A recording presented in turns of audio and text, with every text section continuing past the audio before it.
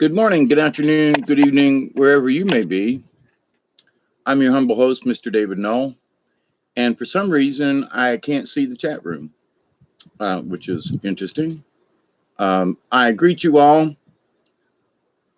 with the love and the honor of the infinite creator, and I continue to pray that each and every day, that each and every one of you will continue to accept and receive the knowledge, the healing, the wisdom, and the blessings from the universe. Now, I do not know why I can't see anybody in the chat room, but for some reason it's shut off. So I don't even know if anybody's here and who is or who isn't. So that's strange. I had issues with this last night. Maybe I should try again and reboot because part of the reason I'm here is to,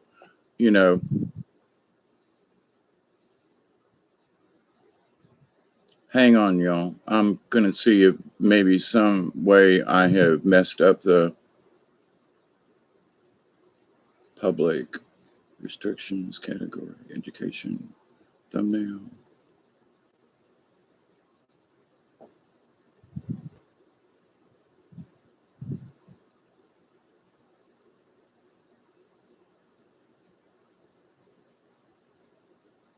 Hmm.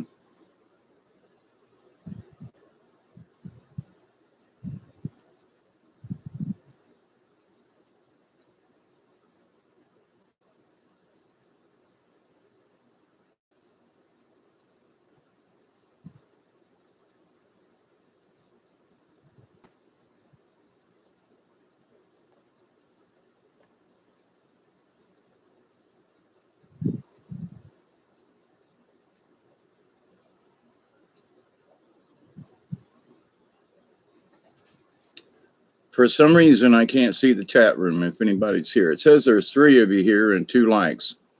I'm going to try this again, y'all, because this idea of just not being able to see folks in the chat room that may not be visible.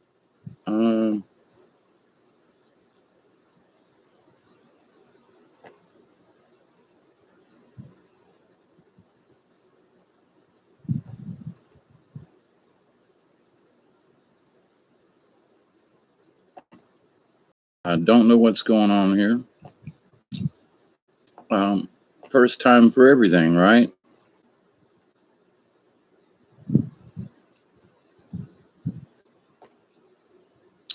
So,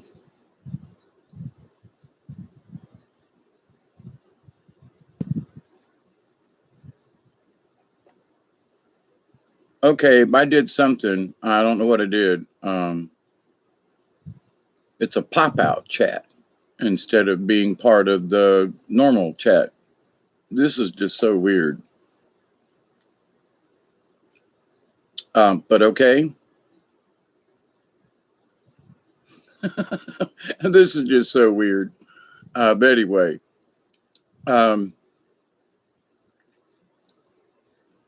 somehow I'm going to make this work instead of shutting it off and starting over. I have a tendency to like, okay, let's see what's going on. Mel's in the house.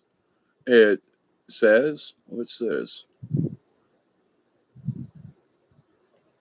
Which moon? Okie doke. Let me resize this window a little bit here. Hang on. I've never had this happen before, but we're gonna go along with this.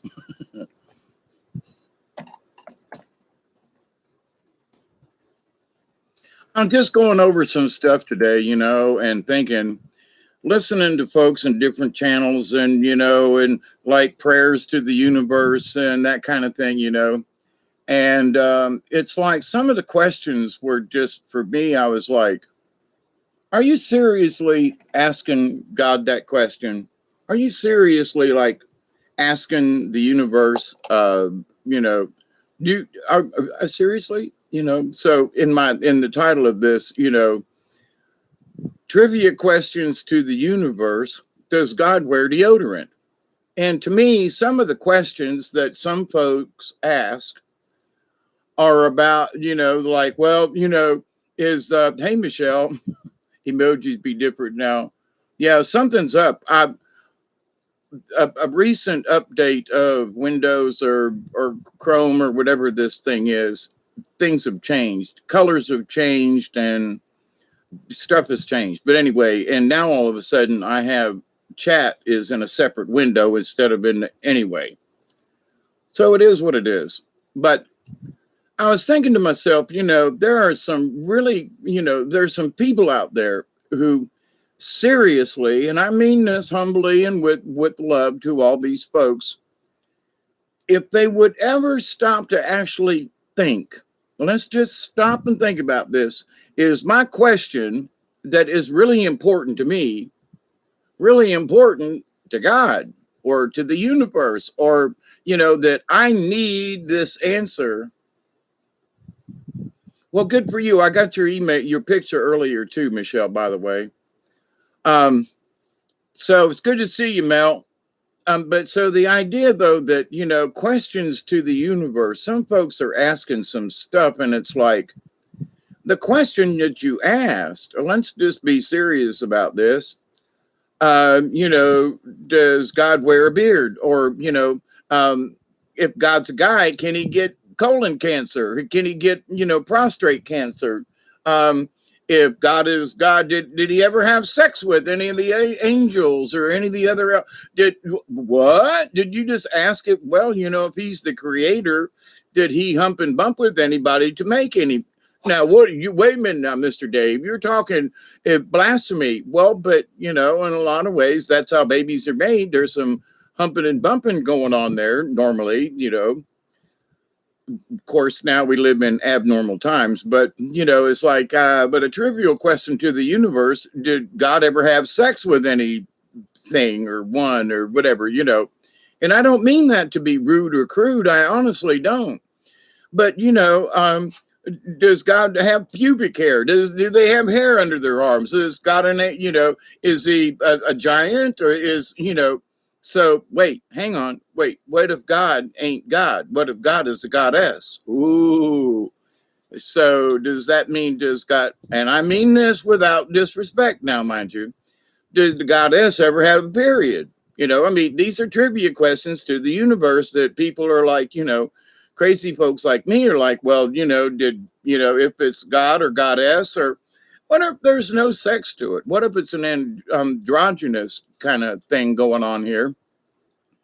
And so is the gods, asexual or bisexual or trisexual, or is there a whole new meaning to this? Now, there are those folks who are going to say, Hawkeye, you just really pushed the limit on this. But there are folks out there who are asking these questions and other kind of what to me is just as silly as crazy or just as crazy. You know what I mean?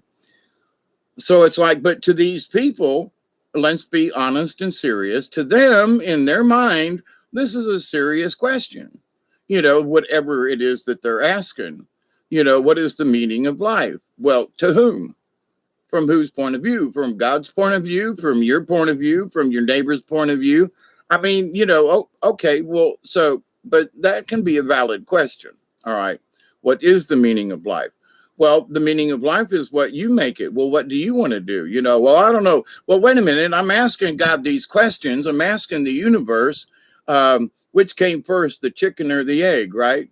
Exactly.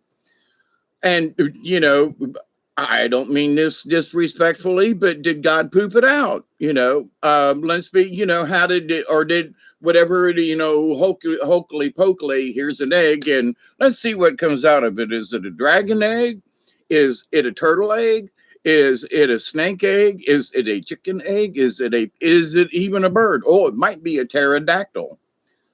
Okay, you know what I mean? So, greetings to you, David, and all y'all hanging out. Now, this is silliness. Okay, this is just plain out silliness. And I mean no disrespect, honestly.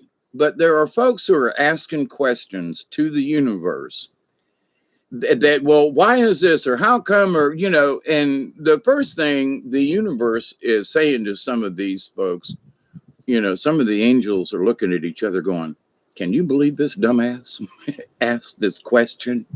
He wants to, well, is God walking around with me? Is God like Santa Claus? He's looking at everything that I'm doing. Does God really hate me? Well, all these bad things are happening and I must be doing something wrong because God's doing all this stuff to me. And God might be he might be fishing in another galaxy. Seriously. You say, well, what do you mean? Well, does God, have all these things to do on such a trivial, minute level with folks? Definitely a pterodactyl. Hey, Pearl, how are you? So, but anyway, with that said, though, there are folks who ask the universe questions that are just, in my humble opinion, are just plain silly, downright stupid and ignorant, because if they would have just stopped just a minute and repeated that question in their head, well, why does God hate me so much? Are you really on that much of a personal scale with God that, okay, so maybe you pissed off an angel. Maybe you pissed off a demon.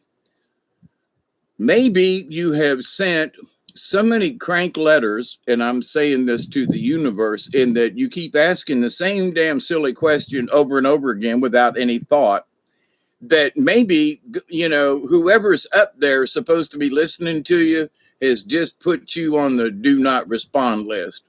This guy's a crankpot. This woman's this person, this whatever it is a crackpot. They keep asking the same question over and over again. I got 4 letters yesterday from the same individual asking me, if I sweat, God, that is, asking God, do you sweat, God?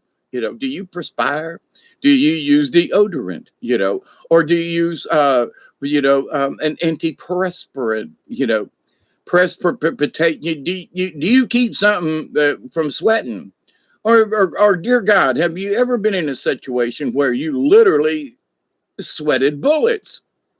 Well, now, Dave, what the hell's that got to do with things in the universe? Well, that's my question. There are folks who are asking the universe some really silly questions, and then they all get bent out of shape when they don't get an answer. And I just got to say to, nobody here in this, but to the point, though, some of these things that people are asking the universe, you got to scratch your head and go, have they really stopped and sat down and thought about this? I mean, really? And if they did think about this, how long did they think about it? And what prompted it to ask if God wears a deodorant or not? Or whether or not she sweats, or they sweat, or, you know what I mean? So now I'm obviously using whatever it is, maybe the perspiration thing is a smelly situation or stinky situation. But it's not about God or goddesses or the universe. It's about the people who ask the questions. Now, I mean this honestly with respect, because I've asked some really stupid questions to the universe in my lifetime. So I can speak on this myself. But I look at folks out there and some of these questions I had were long before we had the internet and long before we had all this access to information and things and stuff. But I mean, so some of the questions that I had have been answered simply because I have the internet and I can do research. So some of those questions I answered myself without having to go through the universe. Now, I will ask the universe, is this information valid? Is it good information? But, there are folks who, honest to God, think that God hates them. Personally, on a personal level, God is out to destroy their lives. And I'm thinking to myself, there are over 7 billion entities on this planet, not counting ET and folks and all the critters and stuff that God's supposed to keep an eye on, so that he would pick out 1 in 7 billion people to pick on. Okay. I'm just saying, Well, God's picking on me. God hates me. God this, God that. Okie dokie. Just stop and think about that. Just, well, God don't like me because I'm not reading the right Bible, or I decided to be a Jew, and I used to be a Catholic, or I am Jewish, but I want to be a Catholic, or I want to be a Buddhist, I want to be a cowboy, you know. So, but this idea though that some of these questions that some folks have asked of the universe and in their own way asked of their own God, just sit down, just hold on a second, just sit down, and as the elders would say, take a chill pill, just sit down underneath that tree and ponder the question you just asked. But why should I? I've asked God. I've been, the universe is that's because you keep running your damn mouth. Shut up. You can't hear the answer if you're talking. But see, there you go again. But would you just zip it and listen? So to the little kid who's hyper and running around the teepee, and the elders, like somebody says, you were just thinking about the Cowboys song. That's a good one. Hey, David Castle, sis. Who is sis? Hi, sis. Somebody changed their name or whatever. Who said hi, sis? Hi. But anyway, and I honestly mean no disrespect to God or anybody else, but if God don't have a sense of humor, I mean, look at this mug. Look at my face. Look, come on now. God got us. The universe has a sense of humor. It put me here, right? I'm mind chattering.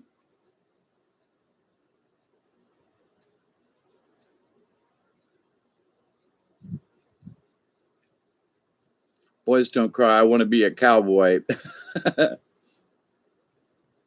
Sis Weidelman or Hayslip, it's okay. I just had not, for some reason, had not noticed you in the chat room before.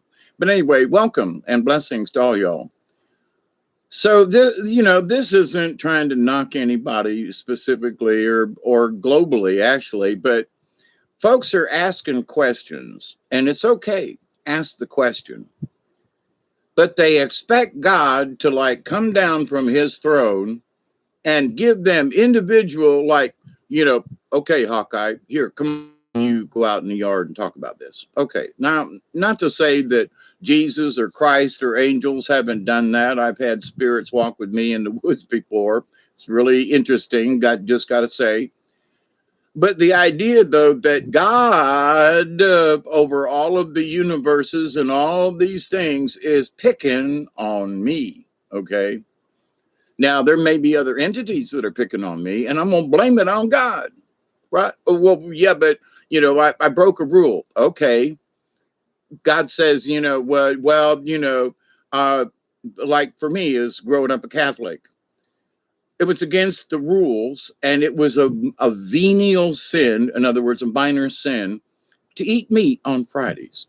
Now, growing up on the carnival, there are a lot of times on a Friday we were working with the show, and there was nothing else to eat except maybe French fries or a candy apple to eat.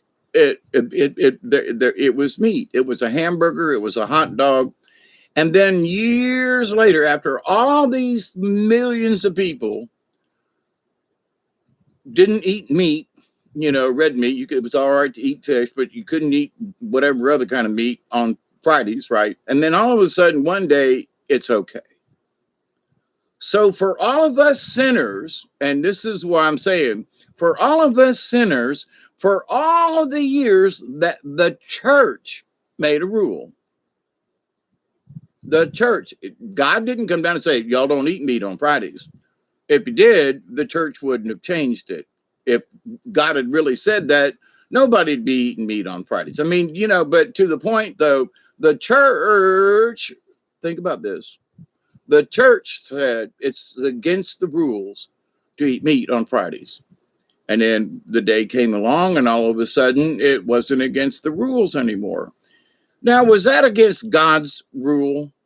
Was God going to come down and smite me because as a little kid, I'm on the carnival, I'm hungry, ain't had nothing to eat all day. I've had an apple or two, but I'm hungry. I want a hamburger. But it's Friday. I can't eat. There's no fish anywhere. Can't go off the lot. I'm only 11 or 12 years old. I can't go anywhere, but I'm hungry. So I'd take my little bit of money and I go down and buy me a hamburger because I'm hungry. But in the meantime, though, I'm thinking, oh my God, God's going to get me for this. I got to go to confession. If I go to church on Sunday, I'm not going to be able to receive Holy Communion because I broke the rules, right? So in this trivia question to the universe, I want to ask God, what changed your mind? Why is it okay to eat meat on Fridays now when it wasn't before? I grew up this way. Many of us did. So wait, God's talking to me now. Listen. He goes, I didn't make that rule. The church did. What? Wasn't my rule. The church made it and blamed it on me. Now, let's stop and honestly consider this because that is exactly what happened. So they're blaming God for a rule when God didn't make it.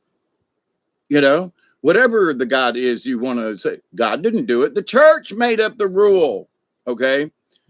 So there are folks, friends of mine, dear friends of mine, who are Catholic, non-Catholic. Some people want to become Catholic.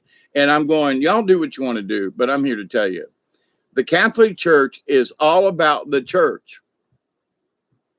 It's about the church. It's about the communion. It's about the this. It's about the following that. It's about the going to the mass. It's about penance. It's about sorrow. It's about, confessing everything to some guy in a little box. So it's like, but was it God's rule? Was it God's law? Let's. So if they could say, well, and we have to go back because the Sabbath used to be a Saturday. Okay. The Seventh-day Adventist, they, and some other folks, they practice the Sabbath on Saturday. It wasn't on Sunday. Sunday was the first day of the week. Okay. So you look at your calendars. Where is Sunday? It's in front of Monday. Where at? On the next week. Saturday's the last day of the week.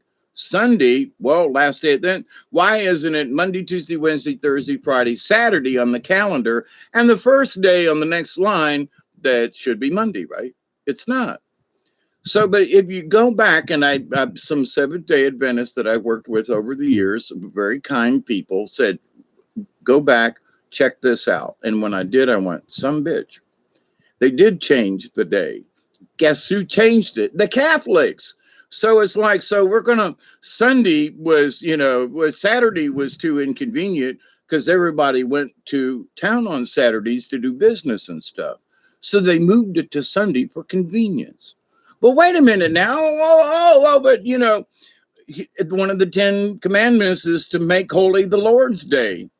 So, well, what day is that? Well, they changed it. So I used to go on Saturday, but now, it's Sunday. Sunday is the day for worship. And then years ago, the Catholics said, well, if you can't go to church on Sunday, we're going to let you go to Mass on Saturday evening, the day before. Well, it's close enough to Sunday, so we're going to allow you to count it. Think about that. So what is God's law, as the church tells you, ain't a law at all. It's a rule that the church came up with. Pay attention. Oh, but God said. No, he didn't. The church said. But the church said that God said. But God, no, he didn't. Because if he would have said, y'all better keep, holy the Lord's day. Well, which day is that? Well, it's the day we choose. We, the church. But, nah, ain't no buts about it. We all agreed it's going to be Sundays now instead of Saturdays, where it's going to be this instead of that. Well, wait just a fargan minute.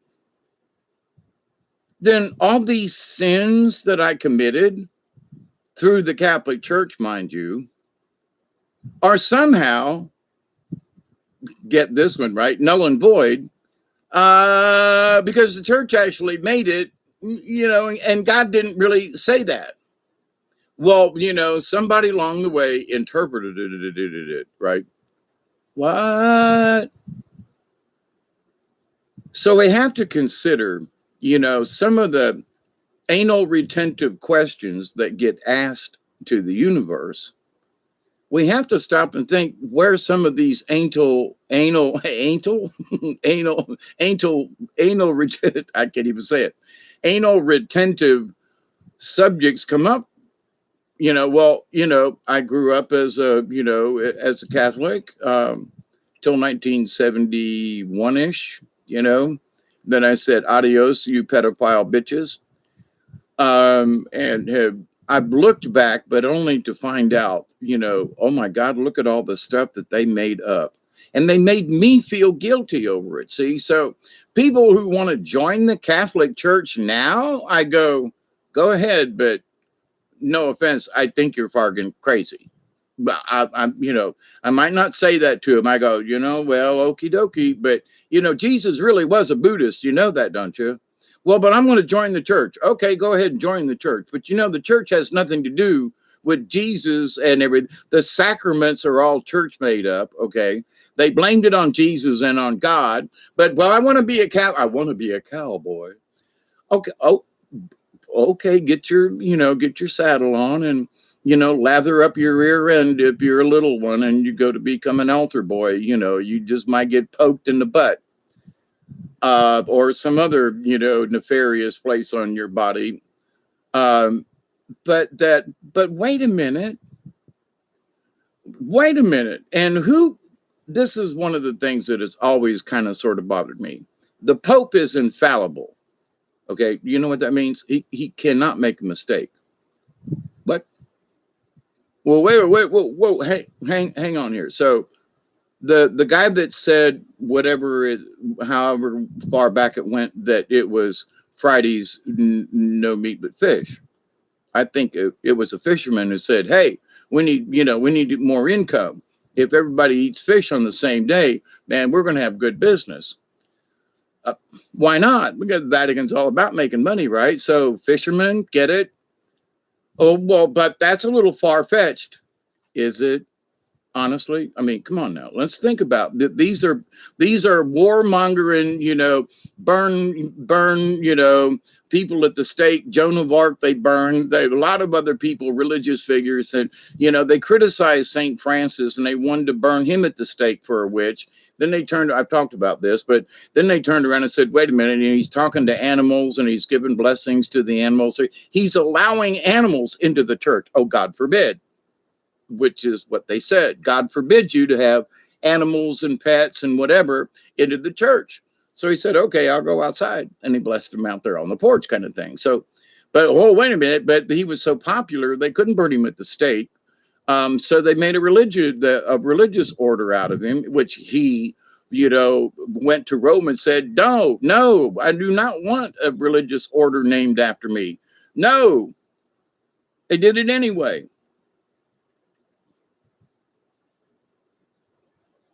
So who was right? Who was wrong? Did it have anything to do with God? You see, trivia question to the universe. What did all this shit have to do with God in the Catholic Church? Nothing. Okay. And St. Francis knew it. Okay. He understood it. That's why he said, let me bless your farm animals. You bring meat, your goats bring milk and cheese, and the chickens lay eggs. Sure, I'll bless your animals. May God, and the universe look out after your critters, because, it feeds the village. It feeds me. It makes bread. It's all these things that, but the people, the Vatican and the Pope and the Papal and all that. Oh my God, before he was a saint, but Francis was guilty, you see, because they said so. They said it was against God's law, and he gave them the finger. So there's evidence in history in Catholic history where they were wrong. They were wrong. But the Pope is infallible because he is the direct emissary from God, of Jesus. And if Jesus were to come down and see some of the stuff that's going on now, he would slap these mofos all around the Vatican. And he's supposed to be a compassionate person. But I'd bet you he'd want to crucify a couple of these sons of bitches that have been using his name in the wrong way. Well, Jesus said, and God said, and, no, let's, so the 10 Commandments, okay, there is but one God, and no other God shall be before thee. Okay, that's a sin. Okay. Make holy the Lord's Day. Well, what day is that? They keep changing it, or they have changed it. So, but several of the commandments have nothing to do with, like, thou shalt not kill. That's a good one. Thou shalt not steal. Okay. Thou shalt not covet.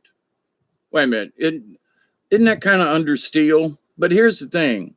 The one law of the universe which says, do no harm to anything, covers more than the 10 Commandments covers. I'm just saying. All right. So, doesn't say anything in the 10 Commandments, don't be rich or famous and shit on everybody else in the universe, but I'm going to take the Lord's, discussion on this, and I'm going to, make $1 million, and I'm going to be part of the Catholic Church, but it's my money because I earned it. And I give my 10% to the church and screw everybody else. There are some Catholics that are like that, it's my money. Well, but, can you take it with you? What are you going to do with it? But it's my money.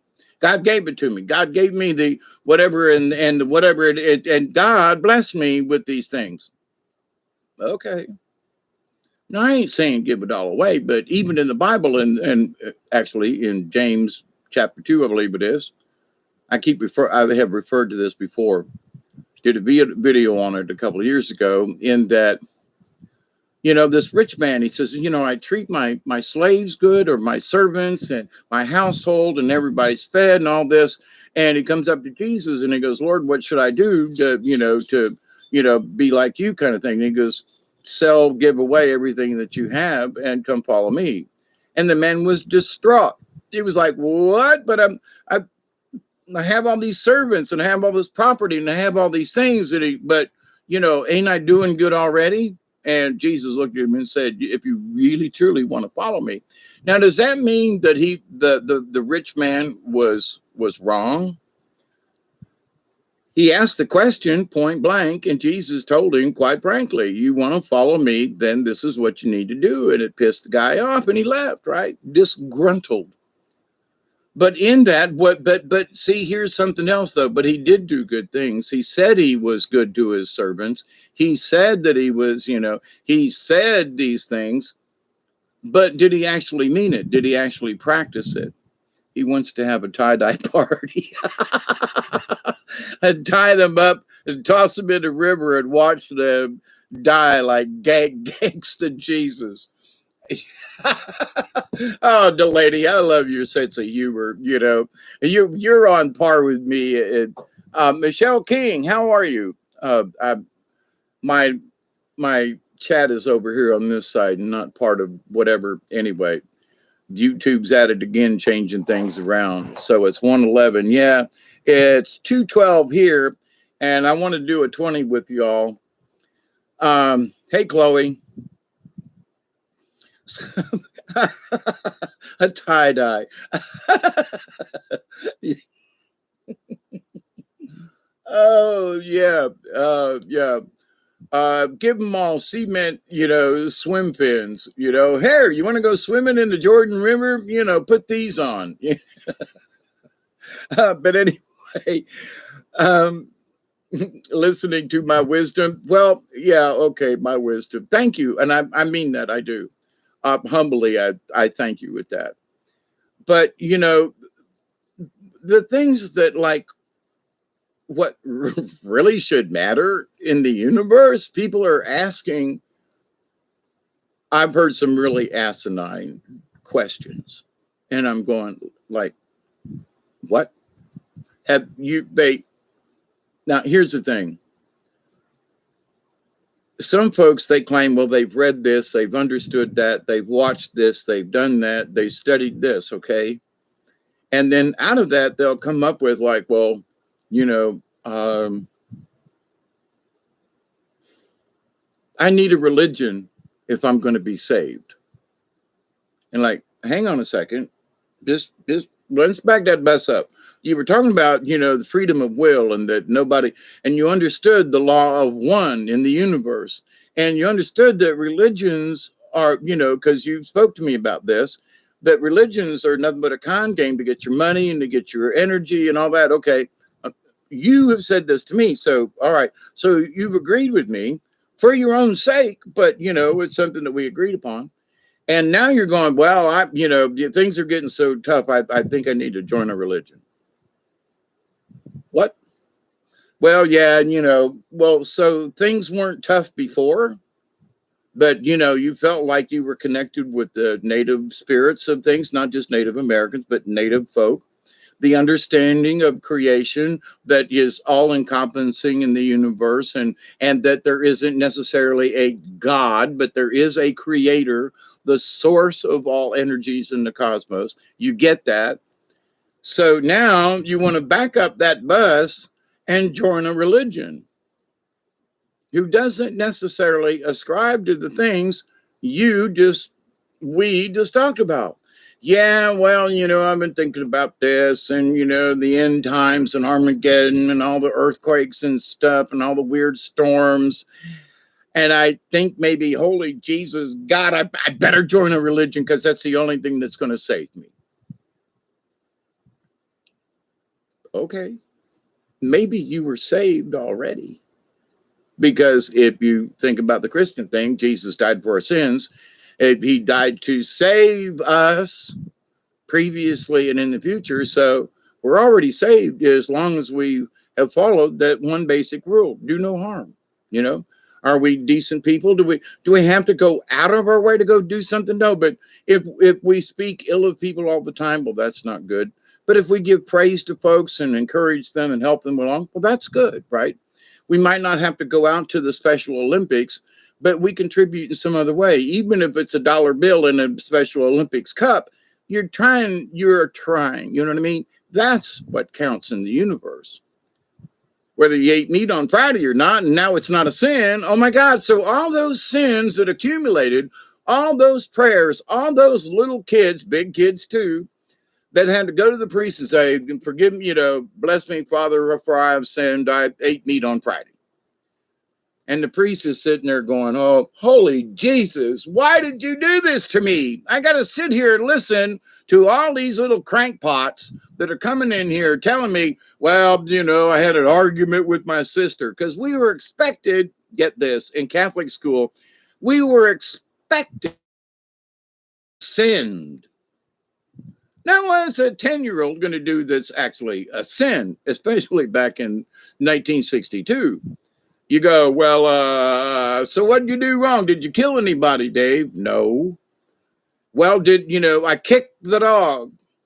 What? Oh, that's a venial sin. Got to report it to the Christ guy. Got to go in and confess our sins. Would make shit up because I was expected to have sinned. So when we'd get out of the confessional, we'd sitting there saying our Hail Marys and Glory Bees and all that kind of stuff. And so what did you tell the priest? Well, I told him I hit my sister, and, did you did, kid? No, well, we snuck out and went swimming. Well, that's not a sin, is it? Well, no. Did it hurt anybody? No. Well, we snuck out. Yeah, but they didn't know. They didn't find out we went to the river swimming. Well, then it must not have been a sin. Well, did you really hit your sister? Not really. We just kind of patted back and forth, but I had to tell the guy something, right? Because they sent me in there to confess my sins. If you've really done something bad, go confess, right? I have confessed to the universe out in my yard, down on the river. I have confessed and asked the universe, please, whether or not you forgive me, give me the opportunity to try to make up for the wrongs that I've done. And I've gotten more answers than I ever got from a priest in a confessional. And especially talking to God, where everything's a sin. But here's the thing. It's a sin to the church, who says they're right there with Jesus and God and all the saints, And if you don't believe it, we got Mary on our side too. Well, they've kind of bastardized her too. In second place fiddle, if you will. Okay. So in that, no respect to Mother Mary, y'all, but and to the idea, Mary Magdalene was a whore. No, that's been more proven not to be true, but they had to defame her for whatever reason. The church did, oh, can't have a woman in this, it's all a male oriented thingy, but Mary will pray, we pray to Mary.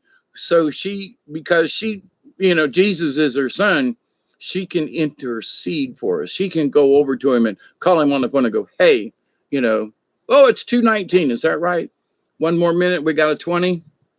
All right. So for all you sinners out there who want to partake with me, it's 20 minutes after 2:00, the hour, whatever. It's 20, it's 4:20 somewhere. Let's have a bowl. Oh my God, smoking is oh my God, it's against the church. Jesus is going to come down here and smack us all. And God's going to follow me around because I've got this bowl of, it might actually be, that Mary J. Maybe it might be tobacco, can't really tell, but to the point that I'm saying it's 4:20, let's have a smoke. It must be weed. It must be against the law. I'm breaking all these laws and rules, and I'm going to hell, y'all. With a handbasket and hot dogs for I'm gonna take a stick.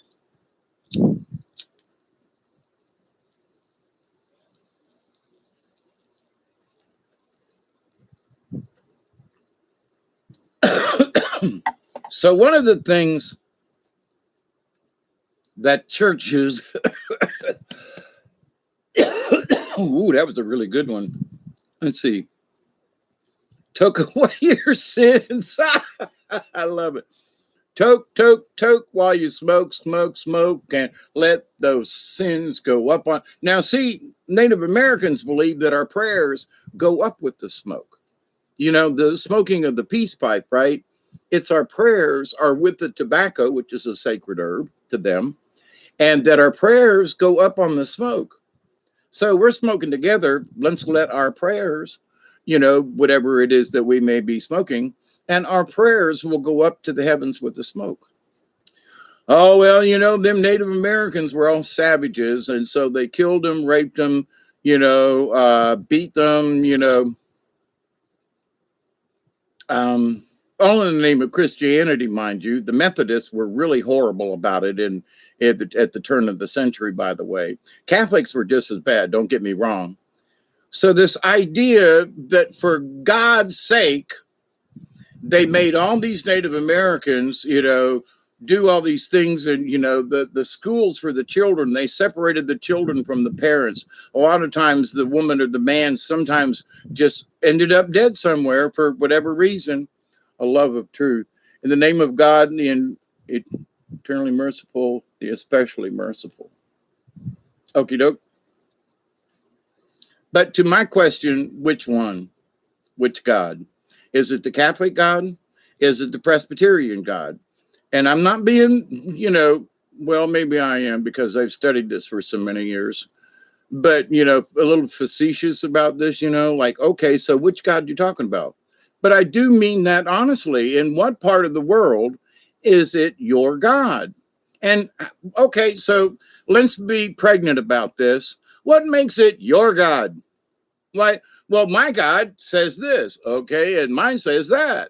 Okay, so which one's right or are both of them wrong? Because there's another God above y'all that says, wait a minute, that's not my rule. I didn't make that up. Somebody said I did, like the Catholic Church does. So the Catholic Church says God, blah, blah, blah, blah, blah.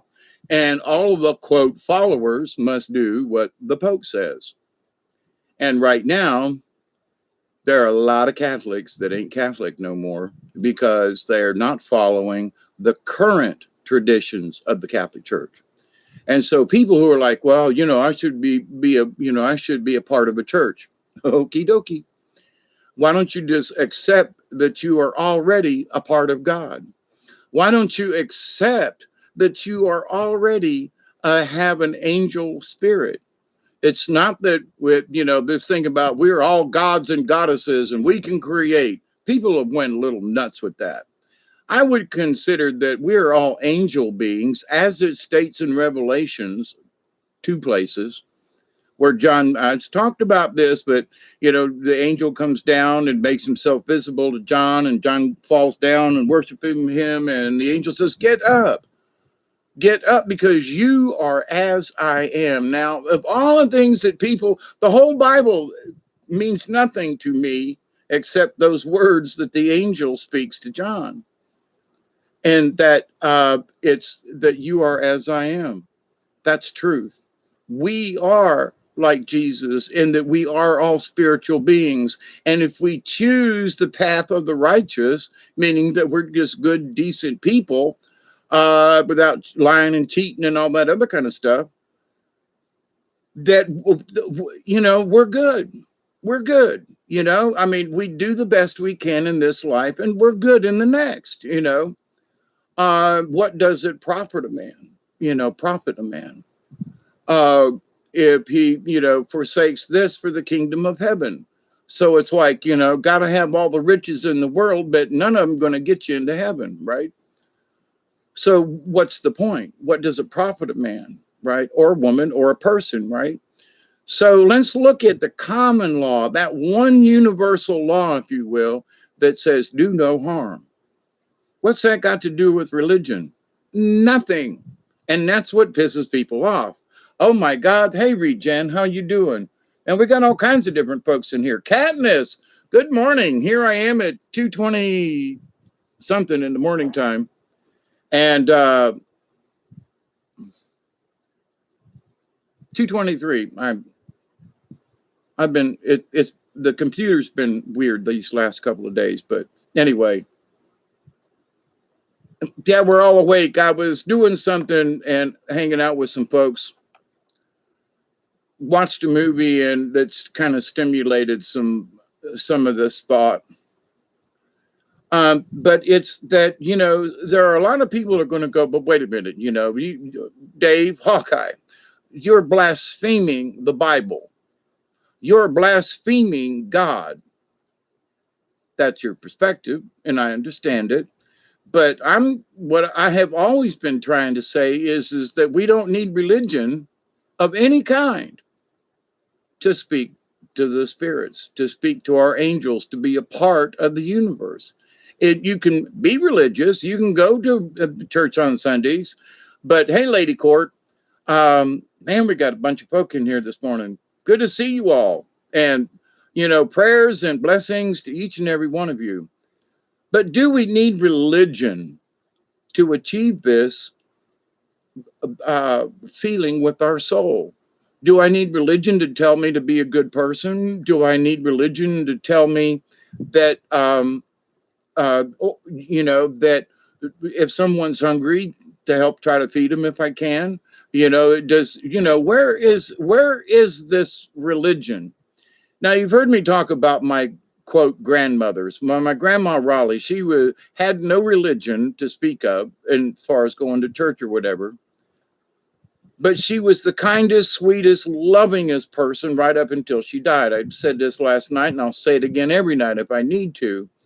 But when, I was with her for 2 days before she passed, which was 3 days after I came back up to Georgia. 2 or 3 days. But anyway, she literally glowed. And I've been with Becky, my adopted mother. She was dark. There was darkness all around her. There was no light. There was no energy. There was, it was horrible. My Catherine, Catherine Null, that pooh, our grand pooh, we don't speak of her that way. She went to church every day of her life, at least until the end there. Walked to church in the snow, didn't matter. And she was one of the meanest, cruelest, nastiest people on this planet that I've ever met. Now, there may have been some others, but she was mean, wicked, bad, and nasty to her own children. Horrible. So what did religion do for them? Religion turned Catherine into this warmonger and got to beat us up. I was born out of wedlock, so therefore I couldn't be in the family. I mean, oh my God. And subsequent things that, if you've listened to me and my story about that, and only 2 months ago I actually met the rest of my brothers and sisters up in Ohio. The first time we've actually met in my lifetime. I'll be 69 next month. And a lot of it having to do with Catherine, but was the Catholic of the group, My grandma Raleigh, who had no denomination, who very rarely, read a Bible or anything, but who was so sweet and kind to everyone, helped me. She visited me in jail when no one else would come. My little old granny, with gray hair and being frisked by the cops and everything, come to see me in prison. When mothers and brothers and sisters and other folks refused to come and see me, my grandma Raleigh came and went through all of that to come see me in jail. I mean, my Aunt Shirley had to drive her, was out in the car, would not come in. Okay. But my granny did. So what does that tell you about a person? Is it religion that makes the person? Is it faith in what? It's faith in what's right. So Grandma Raleigh was always about, do the right thing, David. And she'd say, well, you did that. Is that really right? Should you really have done that? Well, Grandma, after thinking about it, you're right. I shouldn't have done it. Okay, so she makes you feel guilty, but she made me stop and think about the things that I've done rather than to just chew me out. She goes, do you really think you should have done that? Well, Grandma, so she approached it from a totally different way. And rather than just coming out and shaking her finger and condemning you to hell, as the Catholics would do. So what about religion? So is religion going to save your nappy ass? No, religion can't do anything for you. Nothing. It's what you feel. It's what you do. Well, Catholics say this. Okay, fine. And the Catholics have been wrong a lot of the times too. Well, what about the meat on Fridays thing? I'm just saying. People who are growing up now don't remember that. But I remember the stress and the pain and how hard it was sometimes to not eat, quote, meat on Friday. And then to just one day, all of a sudden, well, God says you're forgiven. The Pope says it's okie doke now, and all sins are forgiven, and God says it's okay. What? Well, if you have a chat with God yourself, he said, I didn't make up that rule. The church did. And we have to stop and be honest about this and go, yeah, they probably did. For whatever reason, a lot of it was control. But what if it was to sell more fish? I mean that sincerely. Maybe it was to sell more fish. What? Yeah, I mean, fishermen, the Christ, the Sea of Galilee, all that. Maybe it was to sell more fish. Who set the precedence? When did it start? You know what I'm saying? But the thing is, it was brought about by the church. Okay. It had nothing to do with God. It had nothing to do with the 10 Commandments, the 7 sacraments, all this stuff that the Catholic Church and other churches do too, mind you. I'm just saying. I'm picking on the Catholics because I know about them, being an altar boy and all.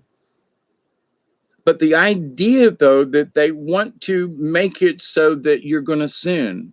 You're going to question everything you do. You're going to, are you going to do this? Are you going to live in sin? Are you going to break one of the, God's commandments? Let's bring that bus back just a little bit.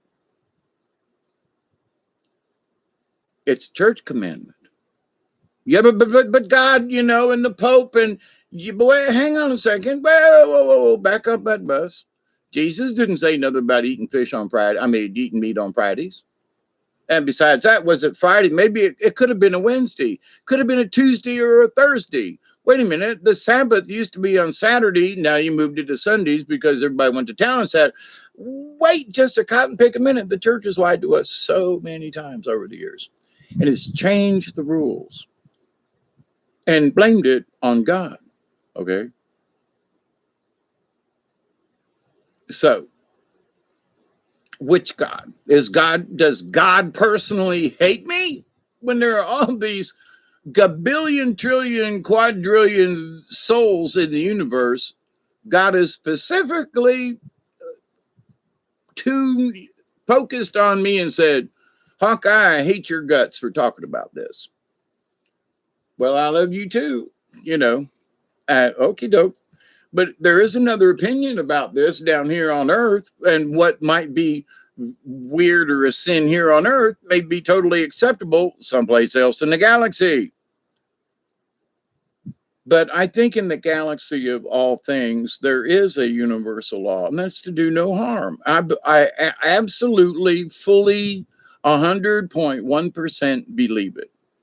And if there's nothing else that I believe in this universe, God, goddesses, or whatever, I believe in that law, the law of one. Do no harm. Now, because I believe in just one basic rule or law or whatever, does that mean I'm sinful in all these other ways? Well, I don't covet anybody's wife. I've covered a few wives, but, drunk and passed out. But do I covet my neighbor's goods? I really wish that I could had a new car like this guy's got. But is that like coveting? Is that, oh God, here we go again. It's interpretation. It's perception. I really wished I had a new truck. Well, okay. Well, does that mean because my neighbors have got a new truck, then therefore I'm going to, I wish my neighbor's bad and I want their truck. Oh, come on, stop it. How much real coveting goes on anymore? Probably a lot in some ways, but to the point, though, but that's harmful. It's harmful for yourself. So if you look at the one law, have you hurt the Joneses by wishing you had a car like theirs?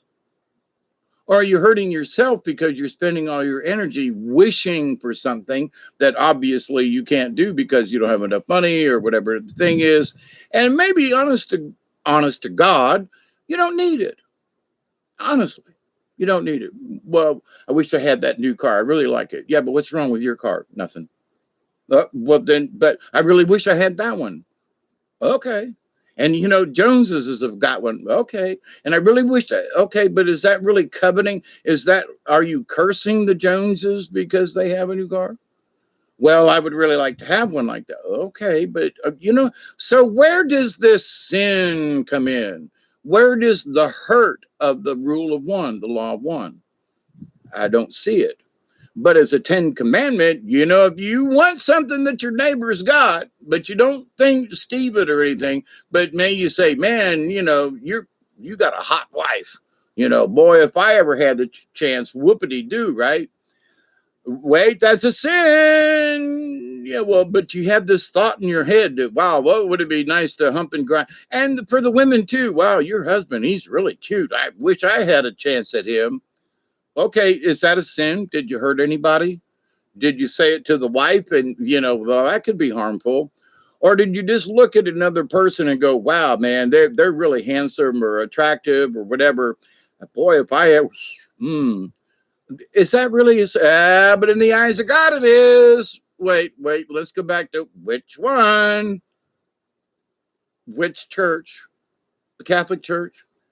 The, Jewish, the thingy. But let's stop and think about this. Oh, all right, wait a minute. So, wow, Mary Magdalene in the painting, she sure was cute.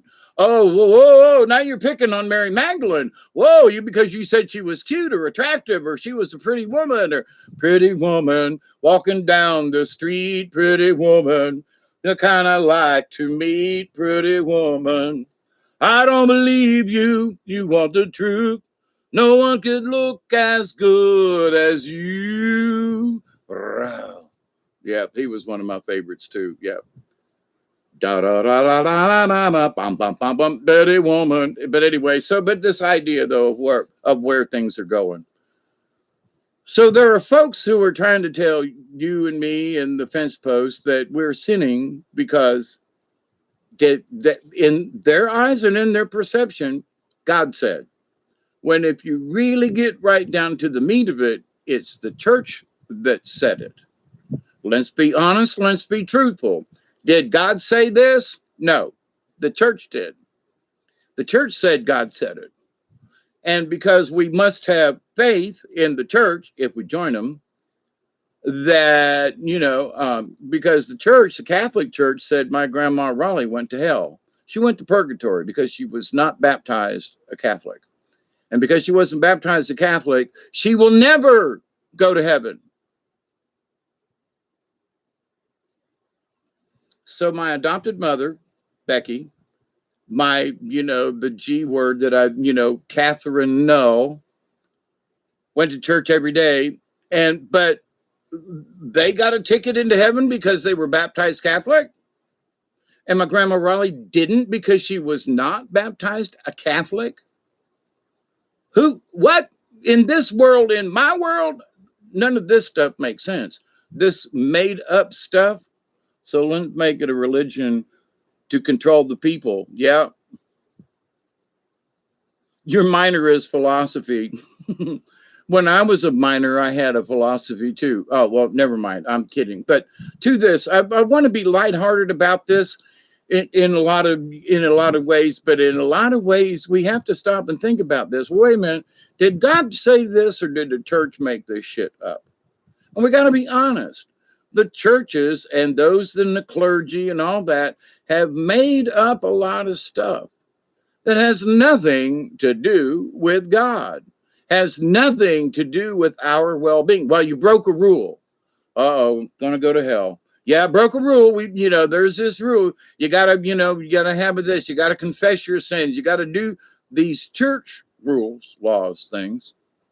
But if you mess them up, because we're attached to God, we're that's a venial sin. All right, so somebody's got a calculator up there, this and this and that and that. St. Peter meets us at the pearly gates. Oh, holy crap, Dave, you ate meat on Friday 35 times before the Pope changed the rules. Yeah, but it's still a sin because that was before and it wasn't grandfathered in. What? Yeah, when they said, your sins are absolved, that didn't go all the way back. Now, you still got a list of sins there, and most of them here, how many times did you hit your damn sister? Holy crap, you must have beat her up all the time because you kept confessing that sin. Well, St. Peter, I had to say something because they put you in this box with the priest and they make you feel guilty, and so you make shit up. Oh, so then you lied. Oh, well, so then you didn't hit your sister every one of those times, but you lied about it to the priest. Oh, so you lied in the confessional about the sins you didn't commit. Well, lying to God, that's it, You see where this goes? They got you in the trap. And they keep you as far away from God or the essence of the Creator because of all these stupid rules. It's the church's rules. And, for those folks who go, well, Hawkeye, you talk about shamanism and this, that, and the other thing, and the conscious evolution. And thank you. Giving love right back to you. Done a lot of videos lately. Need a vacation. Keep up the good work, all of you. But here's the thing, though. When people are talking about sin and who's right and who's wrong and what religion and so forth, For a long time, not in the last 40 years, but for a long time, I stood up for the Catholic Church. I stood up for what it meant. And then I got out of it. And like I've told you before, in 1970, I had conversations with my dear friend, Sister Helene, who was also a teacher. And she, of course, she was a Dominican nun. But the idea, though, that, Jesus was a carpenter, okay. And, he went off for a few years. Okie doke. And so when I told Sister Lean I was thinking about being a priest, she said, please don't. Go study Buddhism, because Jesus was a Buddhist. And the more that's come out after all these years, that there's more truth to that. And so, but I asked Sister Lean, and many of you have heard this before, but it bears repeating. And then I asked her, I said, so if you know all of these things about the Vatican and Jesus and all this, why are you still, a part of the church? And she said, because I made my vows to God, not to the church. And I continued to think about this over the years. I have made my vows to God. I have said, I am a warrior for Christ. I've done videos on this 5, 6, 7 years ago. I still maintain that. I am a Christ conscious person. I believe in the Christ consciousness, always have, but I don't believe in the church. Whoops. I don't believe all this, crap that it's in the Bible. But I believe in the Christ consciousness, which is very simply do no harm, right? Which is simply, care for other people when they need it. Peace be upon you, my brothers and sisters. What did Jesus say when he was, peace be upon you? So how can you start a war when the first thing out of a person's mouth is peace be upon you? So for me, that's what it's all about. Not all of this rhetoric, not all about Bibles and which church or which religion or who's right or wrong about, well, Christ said this and Christ said that. Let's just be honest about this. Christ was a Buddhist, okie dokie. He wanted, people to understand that to be under the regiment of a religion, like the Jewish traditions and some of the stuff, and killing goats and things and making sacrifices, he did not see that. He went into the temple and knocked them out and said, no, stop this, So what he taught folks was that what we do every day is a sacrifice. We don't need to sacrifice goats and chickens, but guess what? That took money out of the hands of the Pharisees and those who sold birds and goats and stuff to be sacrificed, okay? It was about money. Think about it. So, but a religion was started using traditionalist things. I mean, there's so much ceremony in the Catholic Church and in others too. I mean, the Methodists and the Episcopalians and let's not forget them Lutherans. They pulled a lot of their religious belief from the Catholic Church because they separated, divided, and quit, and and made their own. So the Episcopalians, they have Mass with the chalice and the Eucharist and the whole 9 yards, So it's a lot like the Catholic Church in that respect. Methodists, similar, but not quite. Baptists, nowhere near, right? But so this idea, though, that in a way the Baptists are more pure because they've left out all this ceremony that's nothing but hogwash. They did the ceremony because they were trying to convert the pagans and all these other folks. And without all these ceremonies, the pagans did, they thought, well, there's nothing in there. There's no ceremony. Well, we're just going to sit around and everybody's like the Quakers will sit around and just have prayer. And no altar, no this, no special sermon or whatever. And it's like, what? The Society of Friends. I had several friends who belonged to the Quaker Society of Friends. It's not at all what you would think, Their church is a meeting hall.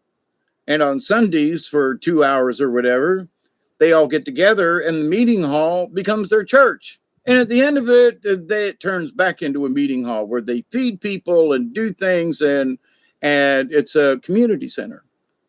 But for 2 hours a week, they put the chairs around and it becomes a meeting hall for, quote, religion. I've always thought about that. So people build these big churches to go to church once or twice a week. Isn't that wasteful? Isn't that stupid? Isn't that really ironic? You would spend all this money and effort and, to worship this God in heaven and everything, when all this money and all this upkeep and all this stuff goes to just simply the building. Doesn't help anybody. Does the church lift someone's spirits? Well, maybe. But can the church help me? If I'm hungry, can they feed me? No, because I got to pay taxes on the church. Got to keep up the air conditioning bill. The church needs a new roof. You know what I'm saying? So where was Christ? Out in the middle of a field, right? Outside the city, out in the middle of the field, people would gather and he spoke. That to me, that's it. He didn't need a church. He'd look up at the sky and the sky was his church, So this thing that they have to build temples and they have to build churches and they have to, did we have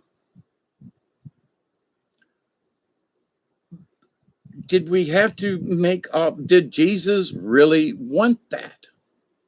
Seriously, I would say no. So are all these churches devoted to Christ? When if he were here, he would probably say, tear them all down or turn them into bread and breakfasts for the poor, or, this thing of just having pews in it and that you only use this empty space once or twice a week. What is wrong with you? You people missed the point. What's right? I mean, talk about Jesus having a heart attack in the temple. Hey, to me, he's looking down going, hey, got it wrong, man. But it's the churches, not him. It's the churches that convinced us that this is what is proper, that this is what's necessary to be a Christian. If you love Jesus, then you'll support this church.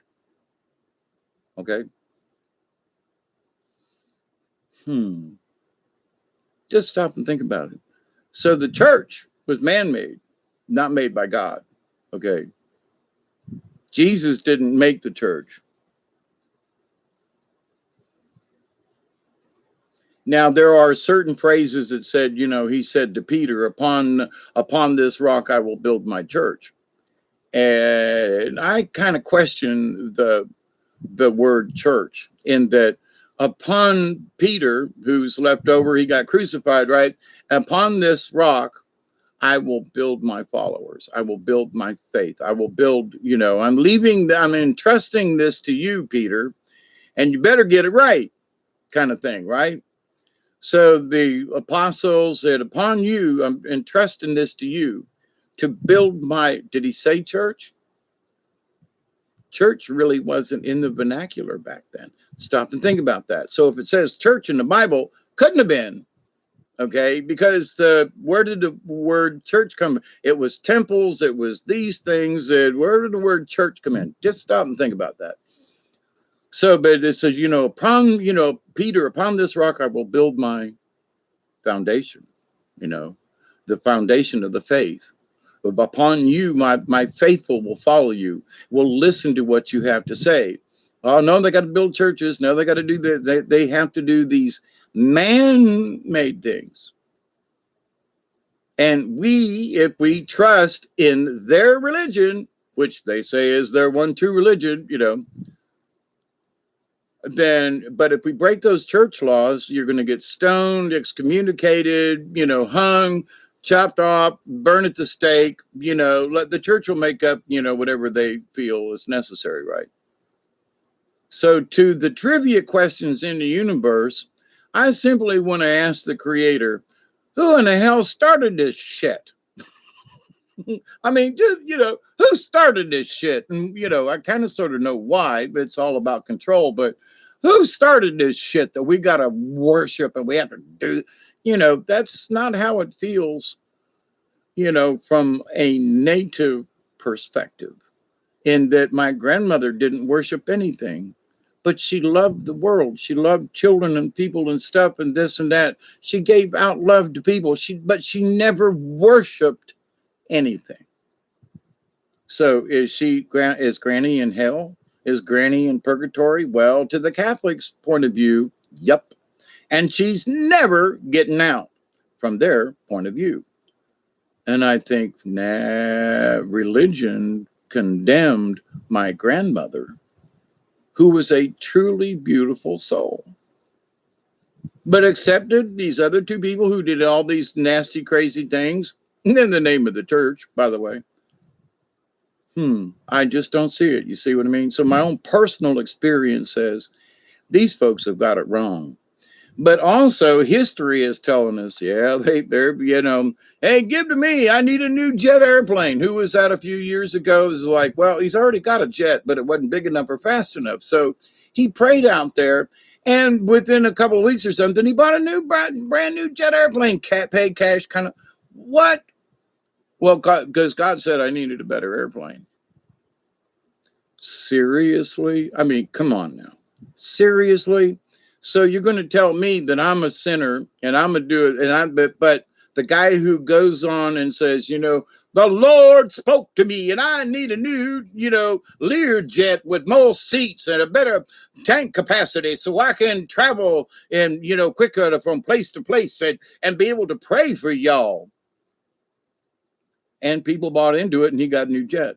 I don't know what to do with his old one, but you see what I'm saying? What? Just flat out, what? Jesus, as far as I've read, never asked for anything for himself. But he gave to people with his sermons and narrations and so forth. And when the people were together and they collected loaves and fishes and he multiplied them, however the hell he did it. But, good on him, right? The wine was bad as a little kid. So he went over there and rubbed his hands in it and turned it into good wine, at that wedding thing, right? So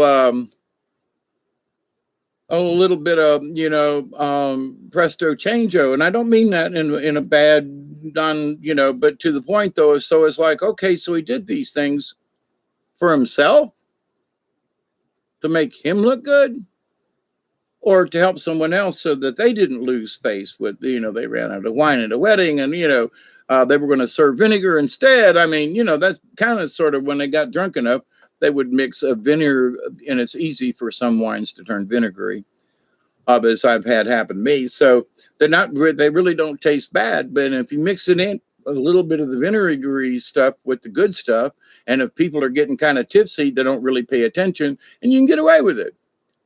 So, but, to save face, he was like, nah, let me put my little finger in here and twirl this around and we'll take the vinegar out of it. Was it for his own good? Was it for his sake? No, it was to help the host or whatever to save face for them. He didn't do it for himself, is my point. The food and the loaves and the fishes and that kind of thing. Was it because he was hungry? Well, then how come, afterwards they collected more baskets than there were when they first started? So was that for him? Was he the one sitting at the table saying, bring me more fish, bring me more bread, bring me? No. So for me, you see, I think that most people just, because of religion, gloss over what Jesus was all about. And to their faith is to their church. Their faith is to their religion, which falsely represents that they represent Christ. And if you'd see what some of these churches are doing, you'd say, no, let's just talk about the kind of man Christ was. And you go, he wouldn't stand for that. He would not put up with that. Don't care what year, time, or whatever. He would not tolerate it simply because of his actions when he was on this earth. Period. That's all. So who's going to heaven? Who's going to hell? Don't care.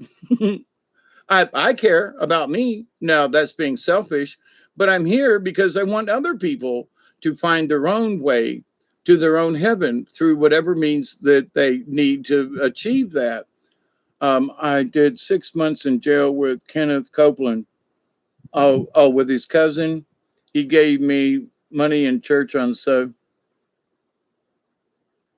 I don't think a 6.5 foot snake could eat a large rabbit. Not a 6.5 foot snake, although they will try. Okay. I knew a guy that, they were 18 to 20 foot long and they ate rabbits. Bun is safe. Yeah, I would agree. Wayne always says the Copelands are good people. Oh, please. You know? Oh, please. And for those of you, you know me and my dear friend Brian, who passed away last year, we had made up our particular minds about Wayne. And there are some subjects and things, but on the outside, oh, they're good people. Okay, yeah, but they're always talking about money. They're always bringing things in. Are they, okay, all right. I'm just saying, people have sent me things and I bless them for it. But I've never asked for anything like here, like, oh, send me money or send me a thing. No, I always say share it with others. If you see somebody in need, don't send me anything. Do I have it covered? Well, I can always use a prayer every once in a while, but I'm not here seeking prayers from y'all. I'm here to give prayers to people. Where these other folks they're doing it because they want something in return. For me, I expect nothing in return. To me, just saying, that is what Christ was about. He gave to the people. He didn't ask people to give to him. So people who go out there and claim to be the Christian thingy, but they always say, but, give to our church. We're doing good things with our church. And I would say, if you got something extra to give, help somebody out in your neighborhood, help a relative, help a friend, help a stranger, so when Mary and I had the discussion that this was not about a church, I don't do this to have people, quote, follow me. I mean, y'all subscribe to the channel and everything, and we sit and chat, but, I don't want to be the guru. I don't want to be the priest. I am a shaman in training. I'm learning. I'm still learning. When I leave this life, I bet you I will still be on a journey of learning. Otherwise, I wouldn't have taken this form and come here to, guess what? Learn, to experience this life, to maybe somehow pay a debt that I messed up in the past. Now, that's my own personal thing. But it was also to learn, because I persecuted, Native Americans, hung them, killed them, ripped their ears off, scalped them, did nasty things, inhuman kind of thing. And I'm here this time around to no, I had to learn, what that meant. But in the understanding of the universe, all things matter. Where before I was subjected to society and that, well, white people, we can kill black people, we can kill Indians, we can kill anybody that ain't our color. And we can do whatever because we are God's chosen people. And that's the way the Catholic Church and other churches believed in it. So we have to understand some of these things and honestly kind of pay attention. If you're going to be a Christian, then look at what the churches are doing. Honest and Jen, look at what the churches are doing and ask yourself, do I really want to be a part of the church? Or am I already a part of the League of Like-Minded Beings, which includes all of us who believe in that one law to do no harm? And that we really believe that one way or the other, we're some of us are struggling. Sometimes I'm struggling. Other people struggle to just make it through a day, but we really want to do the best we can. That's noble and honorable in the eyes of the universe. Screw the church. Well, the church says, well, have you worked, but where's our money? Well, I only made $100 this week, church. But they say, yeah, but you must tithe 10%. So I only made $100, and $100 these days ain't much, right? So, but I got to give 10 of it to the church. regardless of how poor I am, regardless of whether or not can feed my children or my dogs or me, or pay my rent or pay the light bill or whatever. But I got to give that 10% to the church. Otherwise, I have committed a sin against God. Yeah, put that one in your pipe and smoke it kind of thing. Speaking of pipes and smoking, so, questions to the universe. Is any of this religious stuff necessary? Simple question, right? But it's a biggie. Is any of this religious? I don't mean the one law, and I mean the religious nonsense. Whether it be with these guys or them guys, the Quran, the Bible, doesn't matter. If it requires some kind of quote sacrifice, maybe not, because Christ sacrificed himself, not somebody else or something else. Okay. Let's make some things perfectly clear. And the argument that, well, I'm blaspheming. I think I'm standing up for Christ because I think religions are bogus.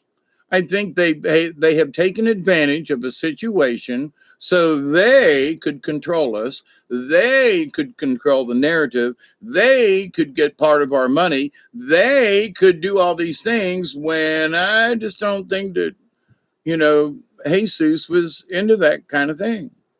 Peace be unto you, my brothers and sisters. Seems pretty straightforward, right?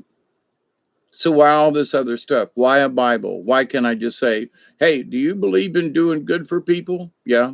Do you believe in, yeah.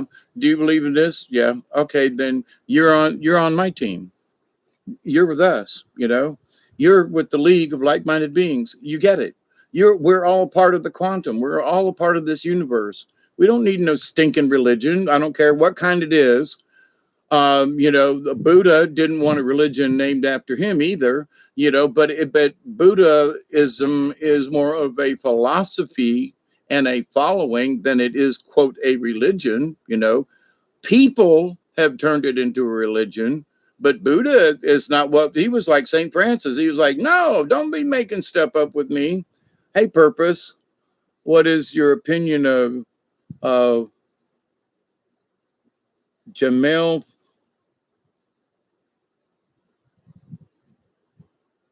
I don't know, actually. I don't know. Hey, Maverick, how do you doing? Head games, right. Puffing on this here tasty stuff. Death Ultra. Who names this stuff anyway? Yeah, is it 20 again? No, it's 305. Okay, so, but yeah, I've got my little red bowl here. So there are folks, do I want you to believe in me, for example? I want you to listen to what I say and believe yourself. What do you think is true in this universe? Worshiping never got me anywhere but a waste of time. Going to churches and things. Now, there are good, like I stated last night or this morning, or actually it was yesterday morning now. Happy Tuesday, everybody. That my brother, for example, he says, well, I go to church, I believe in God, but I go because there are good people that go to church too. And I like singing and the camaraderie and the fellowship and all that. There's nothing wrong with that. Okay. Honestly. But see, he hasn't bought into the religion thingy. Yeah, with the roof leaks on the church, they get together and come up with money and they fix the roof on the church, right? If it needs painted, they get together within them and they buy the paint and they paint the church. What is your opinion on celibacy? I think it's stupid. It's a bigger part of Christian Gnosticism. I think it's stupid. Why? Because all those priests who were celibate were poking us little boys in the ass, okay? This celibacy is nonsense, all right? The Catholic, whatever, it's nonsense. Now, with that same thing said, I know of people who have taken their own personal vow of celibacy. But this idea that in the church they're celibate, so, you're supposed to go to this guy who's never had sex, mind you, supposedly, celibate, whatever, never been in a relationship, never been married, but you got to go to this guy in the Catholic religion. You got to go to this guy to have premarital instructions from a guy who's never been married, to a guy who's never had any, a guy who's never had, from a guy, are you, yep, that's it. So now I agree more. I've known a very wonderful family, and he was if he's still alive, God bless him. It was an Episcopalian minister, preacher, priest. Okay, he was married. Now, him and his wife were a beautiful couple. They were involved in theater and stuff, and I would go and listen to him. Why? Because he's married, he's had children, he's got experience. But this thing about celibacy is nonsense. Okay? How can you understand the true human being if you've never had a relationship, if you've never had sex, if you've never had, this whatever thingy, and then for me, I fell in love with somebody, had sex, and we were, and then the next thing you know, it's like, well, for whatever reason, they're not in your lives anymore. Have you ever dealt with that kind of heartbreak?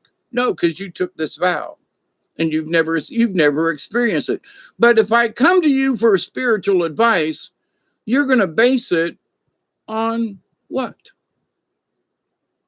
Now, Sister Helene, she took a vow of celibacy. She took it not for the church, but for herself, to God. Her vow was to God. Okay. Are there people who have taken vows of celibacy? Yes. And some of them have said, I wished I hadn't have done it.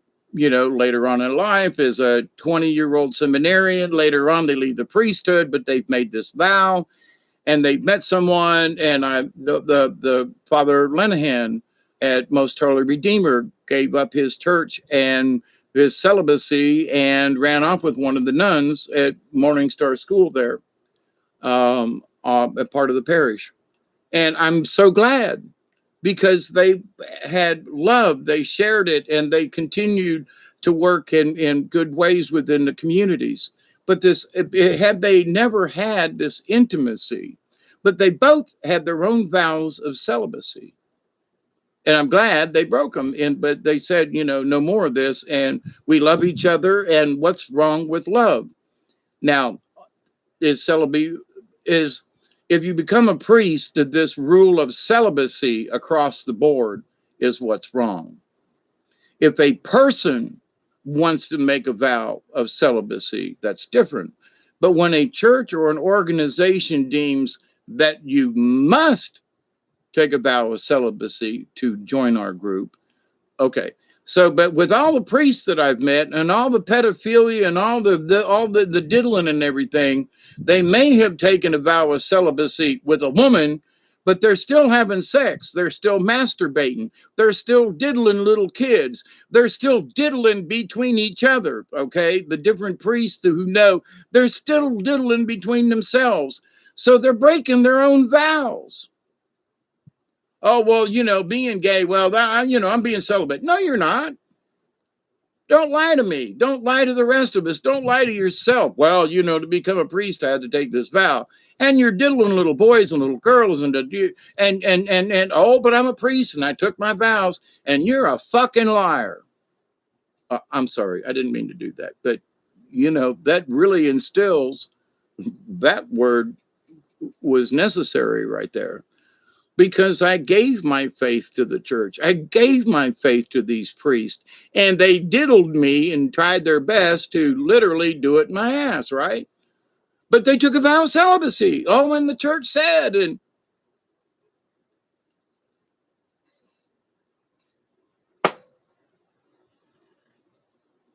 I'm just saying, it didn't do a lot of us little boys and little girls any good for these priests to have taken a vow of celibacy because they broke their vows, they diddled little children, they got away with it in the church and from any prosecution in the cities or whatever. As far as I know, Father McCarthy and Father Fichetti and Father what's his name um, never got arrested, never got charged. They got away with everything they did to me and to other children, and God knows what. Um,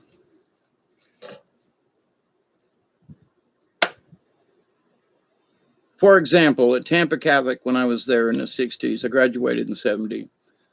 Father Norman Balthazar was one of our teachers. Whatever Norman did or was, he had, I think he had his mouth on, lots of members. Okay. Because after I left Tampa Catholic, for whatever reason, they made him a Monsignor.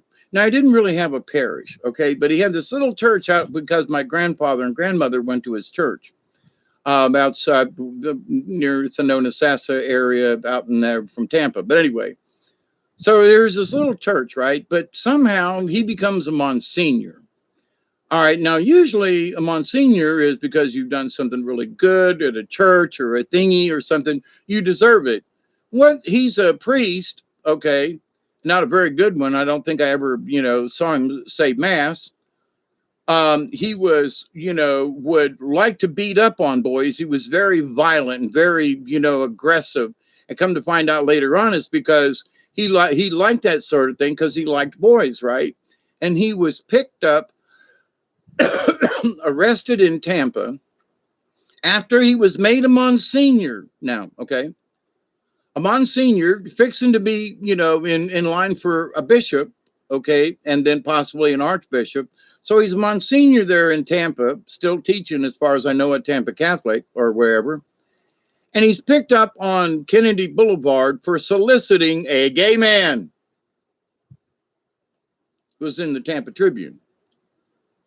I was sent a copy of the Tribune, so saying, "See this guy that used to pick on you all the time, Dave, when you was in Tampa Catholic, and see they got him." And I was like, "Yeah, but did they arrested him for trying to pick up a male prostitute? But they didn't get him for all the sins he committed."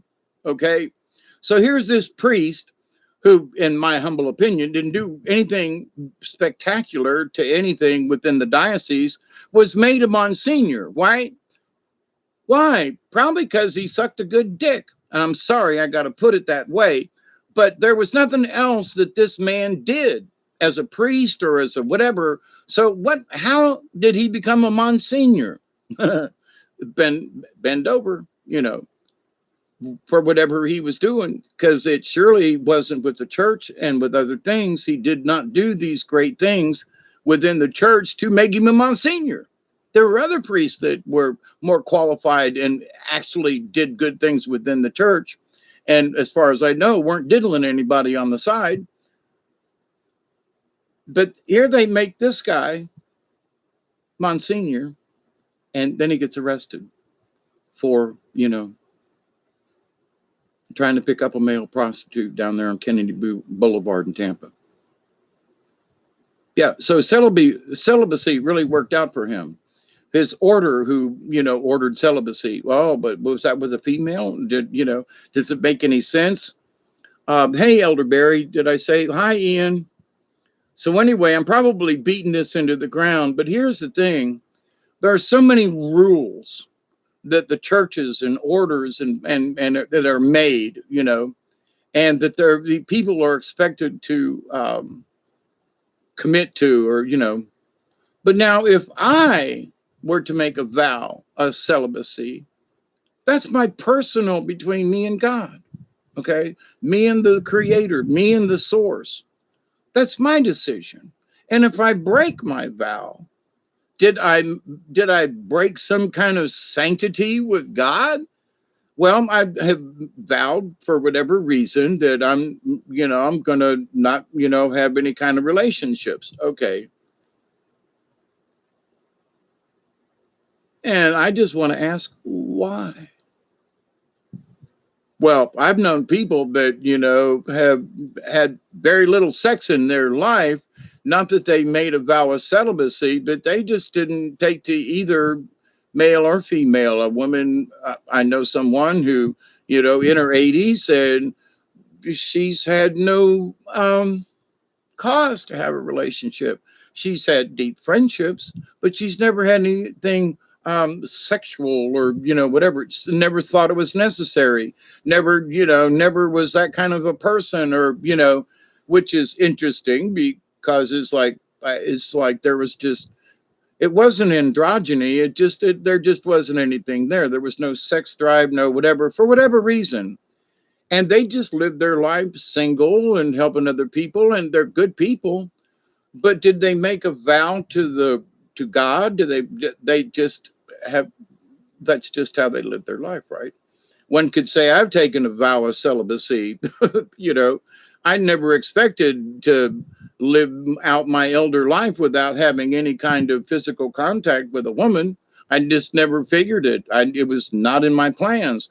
I did not plan on being alone like this at the end of my life. So, quite frankly, I'm not dead yet. And of course, I would love to have a good, loving relationship with a woman, and to have, good, hot, sweaty sex with. Uh, Maybe not very often, but once in a while. But to the point though that I'm not out on the street. I'm not begging. I'm not calling up hookers or anything like that. So I have been celibate, not because I chose to, but it just worked out that way. But it doesn't mean that I still don't have urges or desires, regardless of how old I am. Hey, but to the point though is, I'm not going to go out and do anything cranky. I'm not going to become Aqualung and look through the railings as the children play kind of thing, and leer at this and that. No. Besides that, there's too much porn on the internet that if I really wanted, but to the point, that's not it. So, but this idea that to take a vow of celibacy must be a personal thing. And if it is personal, then go for it. But this idea that celibacy as a part of the religion or part of the whatever, I just think is stupid. I just think it's stupid. It's mean, it's cruel, unusual punishment. Look, we want you to oh, it's 3:20. Oh man, and my bowl's empty. Oh man. Let me catch up with you guys. Okay, it's been 2 hours since almost 2 hours since I've been doing this. I love you all, I do. But these trivial questions to the universe, what I have seen work, now don't get me wrong, there are monks and people, female and male, who have taken vows and are doing quite well. But to make it part of whatever it is that you're joining, whatever religion, well, you got to be celibate. Well, wait, what if I don't want to? You mean I can't join? Well, I still want to have sex. Well, but that's carnal. Well, wait a minute. You mean if being a lover, and I don't mean, so it's okay for a priest to pedophile a young person without, quote, their permission, and use their power and so forth to subjugate them into a compromising position, which they did. And some still do. And not just the Catholics now. There are Presbyterians and other folks who are doing the same thing. So it's not just the Catholics. But to have a loving relationship with another person, to be in a loving embrace, coupled together after, and for those of us who have had a good, loving relationship, even if it was only for a short time, know what it's like to have make passionate love, and to lay together in that afterglow of, there's something about it. And for those of you who have experienced it, albeit even if it was momentarily, There's nothing to compare it in the universe, in my humble opinion. It is literally so. If two people really love each other, and if two people, make love, okay, have sex, but they make love. So, but is that wrong in the universe? Well, but well, maybe they should have been celibate, but they're giving into their earthly passions. But if you really given in with in love, now I don't mean just sex, in love with a person, male or female, don't care. But if you're in that loving embrace, it is very spiritual. I'm sorry. So this carnal act of quote lovemaking or copulating or fucking is somehow nasty, dirty, and is non-spiritual. Well, then I guess you've never really been with another person when you have had those like, oh my God, uh, you know, come together right now over me, Beatles, right? Then you haven't experienced that euphoria, that climax, that. And to me, when I was married with, special people, it was very spiritual to me. I was deep in love, made that, and so this idea that somehow religion says, you can't do that. It's nasty, you know.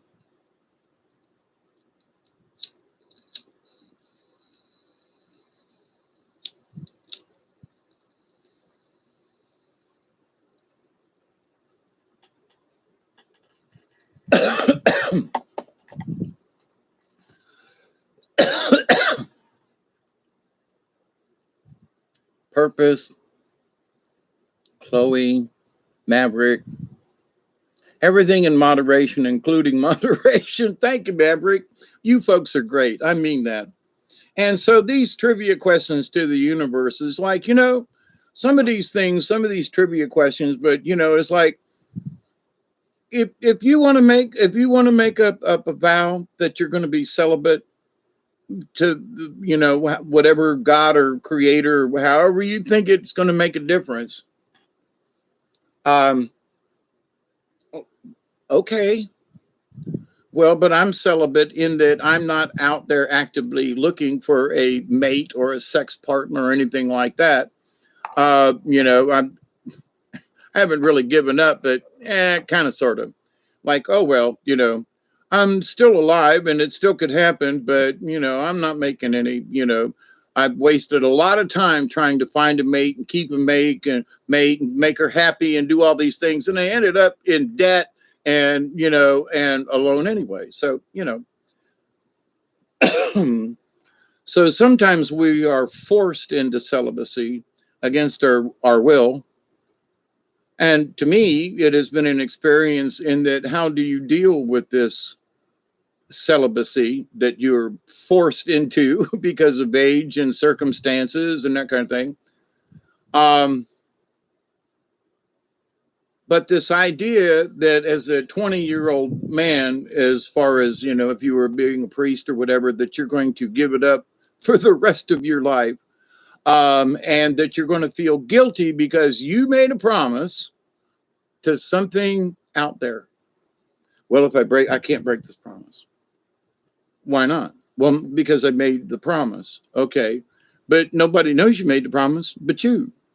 I mean, well, I became a priest and with that was celibacy. Well, okay. You could have, crossed your fingers, but you're not a priest anymore. Yeah, but I made this vow. But okay, let's talk about this. You made the vow, speaking of Catholics now, you've made this vows to basically a false God. Jesus didn't say, hey, you can't be married and have children, that you can't have sex. Did he tell his disciples, no, you can't diddle with anybody? I mean, we don't know about that. But to the point, though, that Mary Magdalene was, and I do believe was, Jesus were definitely connected.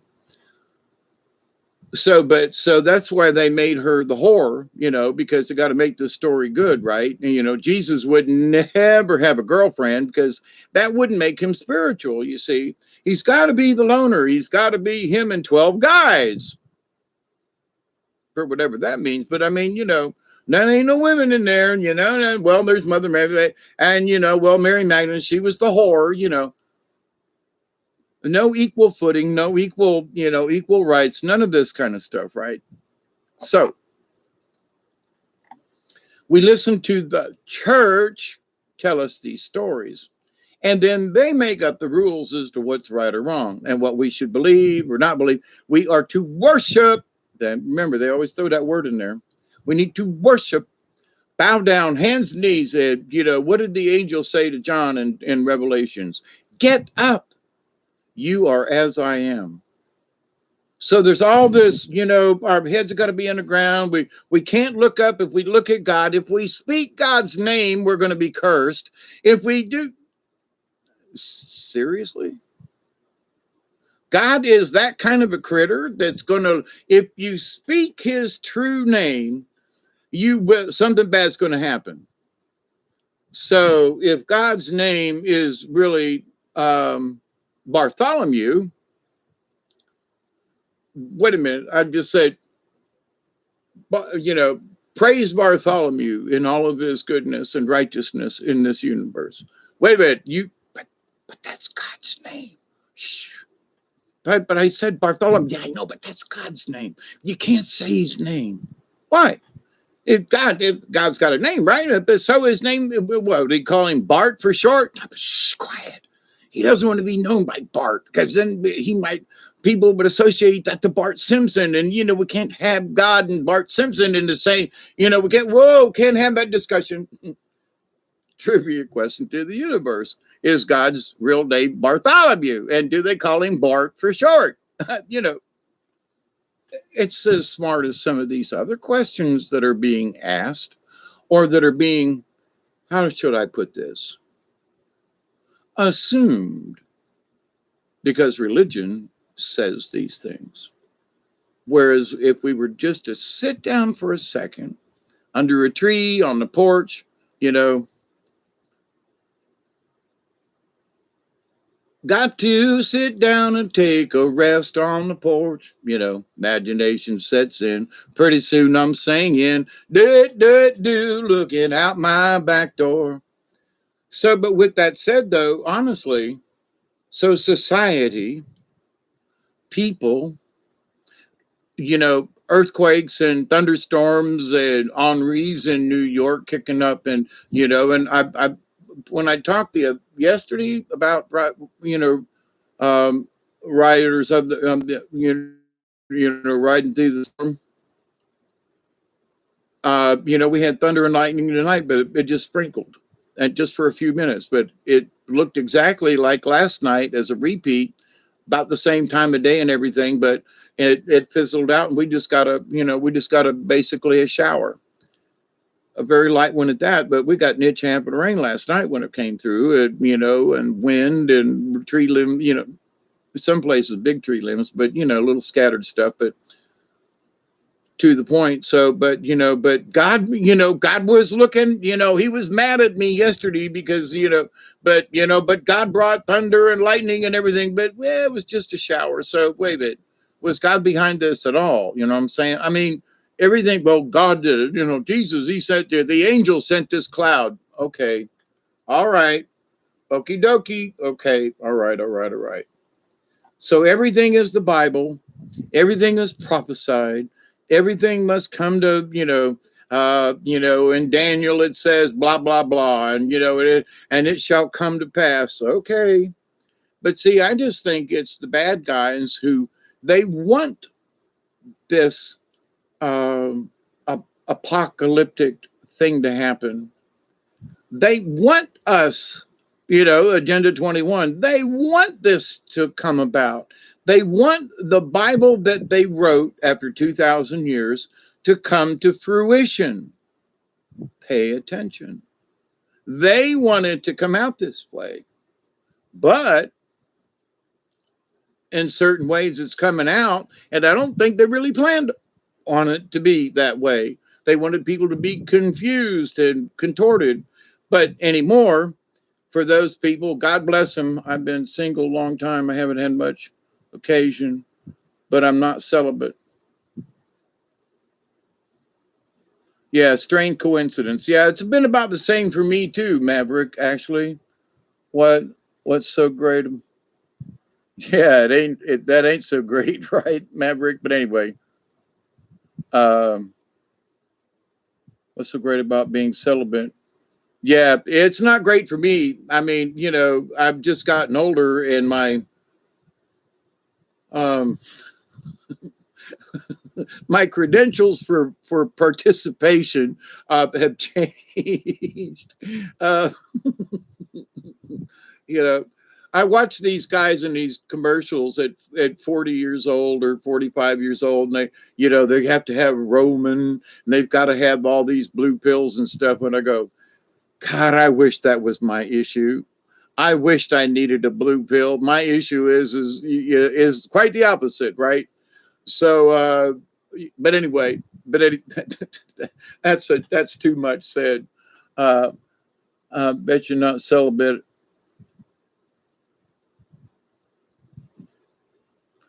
And lo, it came to pass.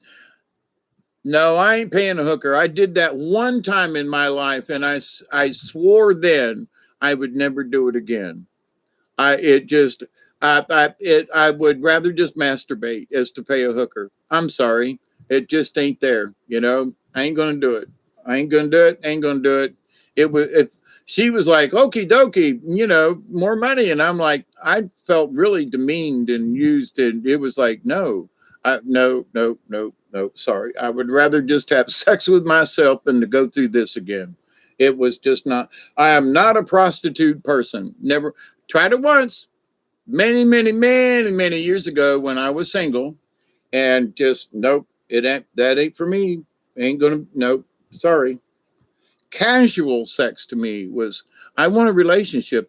Now we don't have to live together or be married or anything, but a good, strong bond between two people. But I've had that because living together situations was just honestly wasn't in the cards.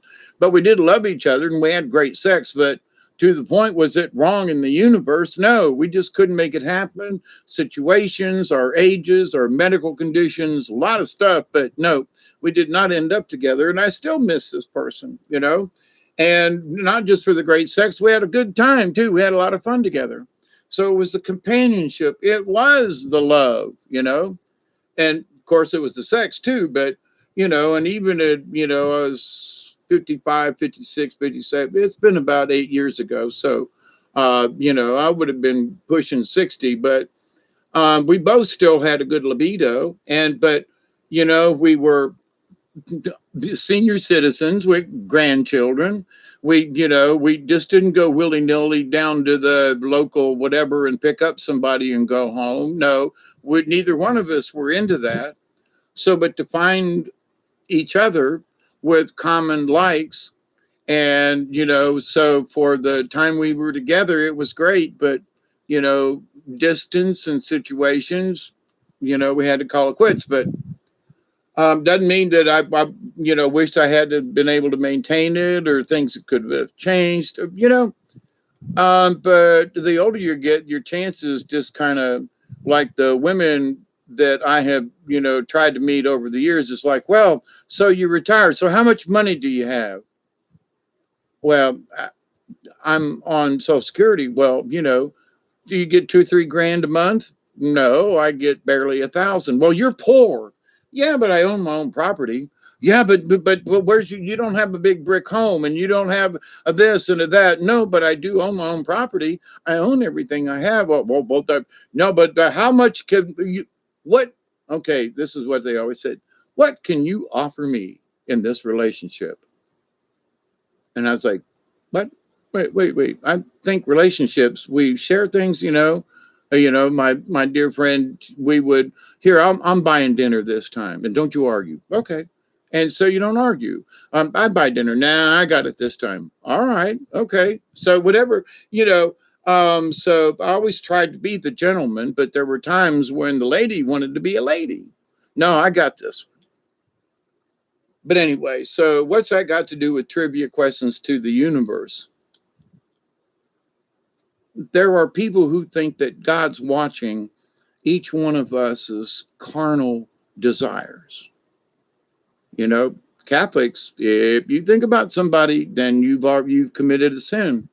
So all these priests who said mass, who heard our confessions, who were diddling little boys, sinning left and right, both in their thoughts, their words, and their deeds, because they lied to us, they cheated, they broke their vows, they did all these things, but you know, somehow they were better than the rest of us. What? So what did their vows do them? Because they broke them. So they must not have been afraid of God. Do you hear what I'm saying?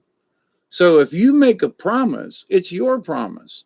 It's also up to you to talk to the universe and go, you know, I have reconsidered this. I've met someone.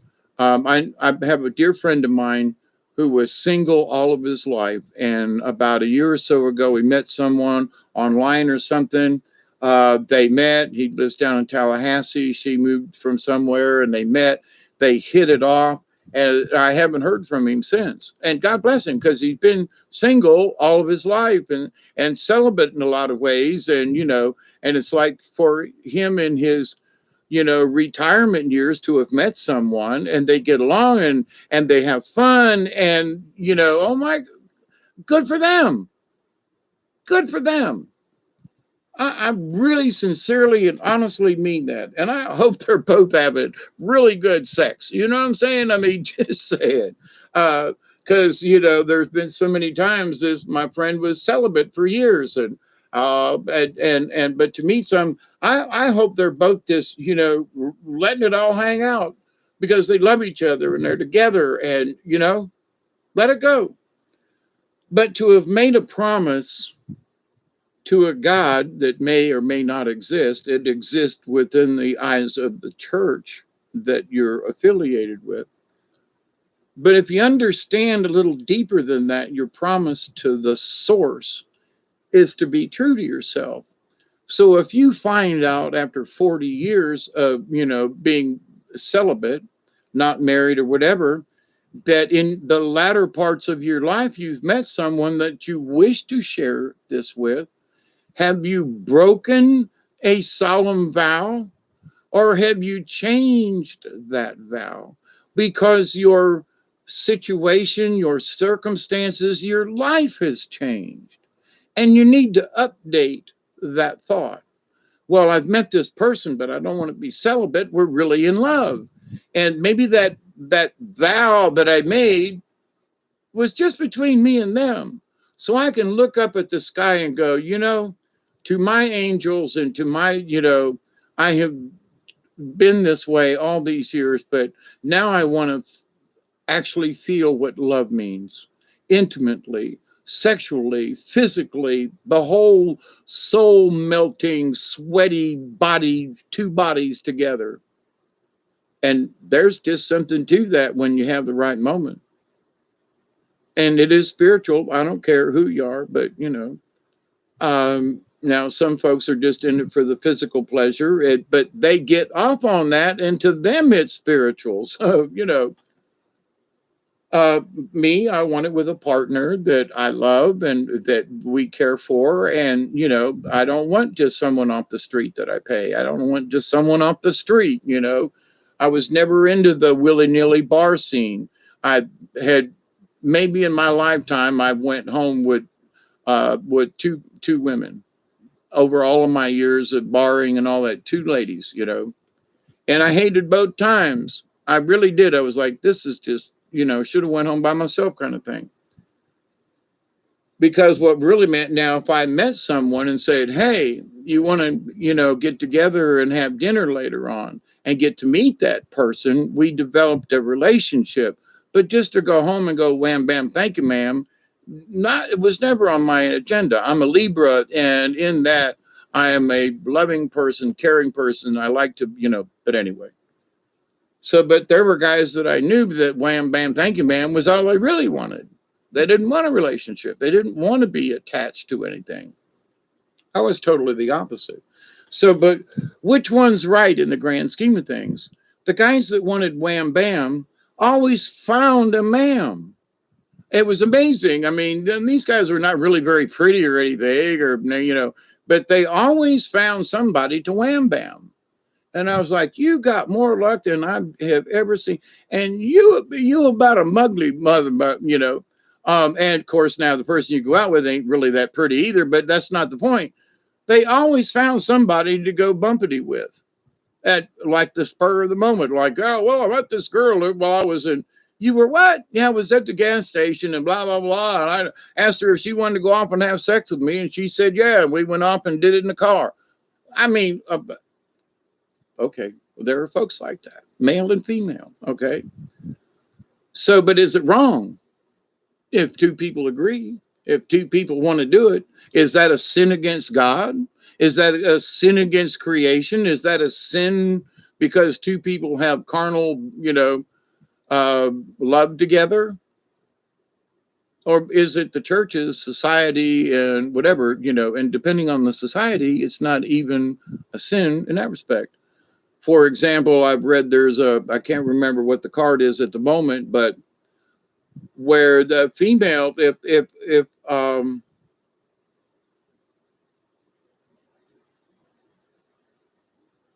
a woman lost her husband in the tribe, then the sister would offer her husband as a comfort so that she didn't dry up. So there was a kindness in the old days in several different classes, clans, tribes, whatever, in that there was a deeper understanding for why there was sex. Okay.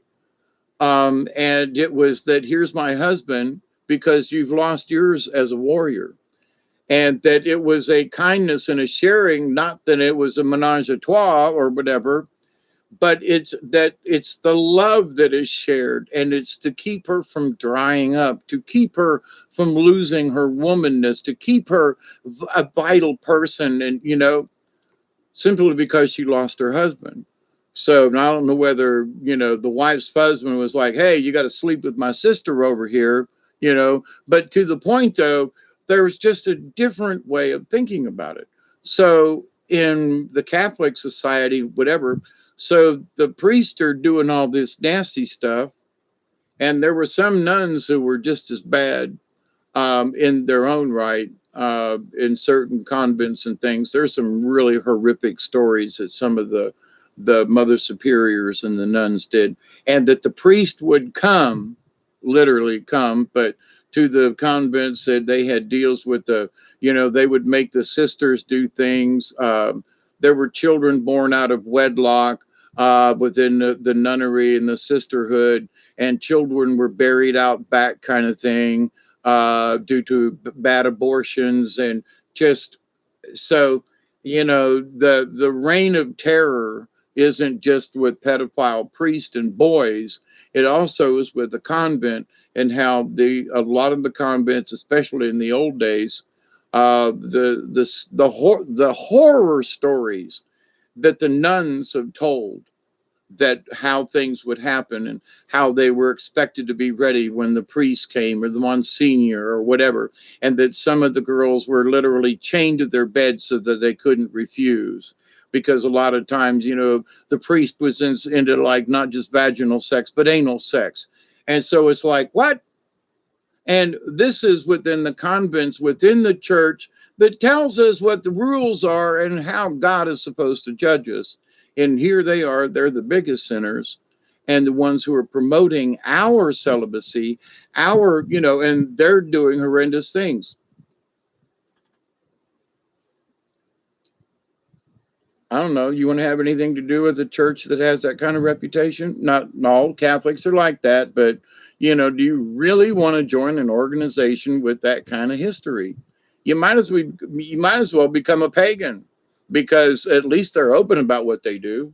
Where the Catholics and the different orders have hidden all these things for years.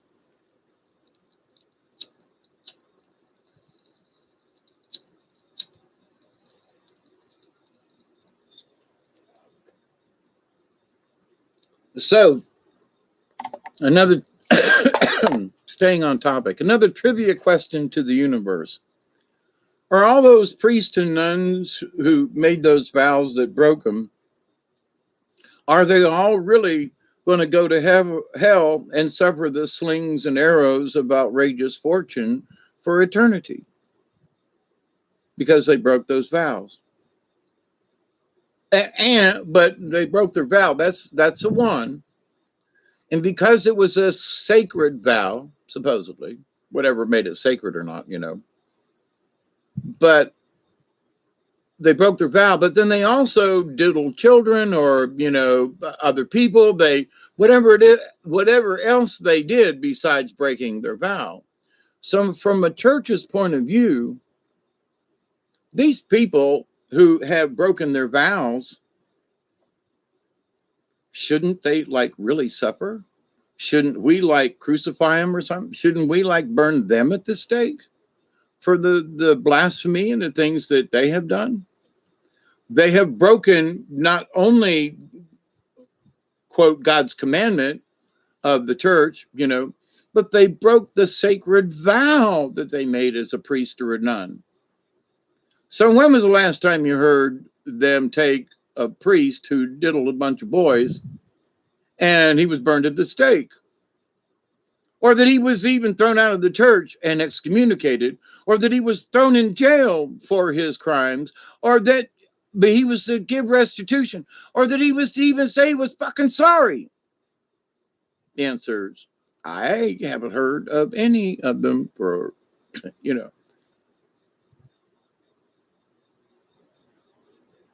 So, but people want to join this church. They want to join this organization.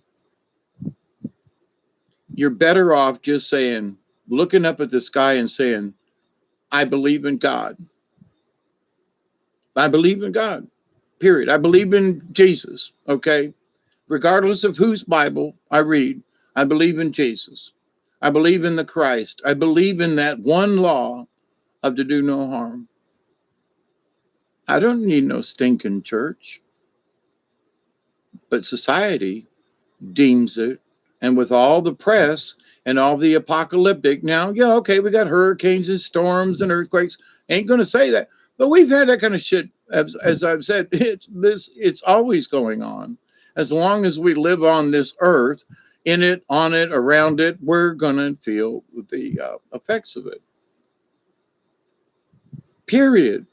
That's the natural order of things. And until we move to another planet or something, then we are to experience these things. There's going to be calmer times. There's going to be, more stormy times. But, with the press, and every time there's a storm, it's apocalyptic. Every time there's a flood, it's apocalyptic. Everything now is apocalyptic. So we can't just have 4 inches of rain and go, wow, that was a frog strangler. No, it was an apocalyptic flood. Okay, we had some natural flooding and some things. Now, I heard some people in Tennessee, there was 20 people that were killed due to the floods up there. I mean, no disrespect to any of them.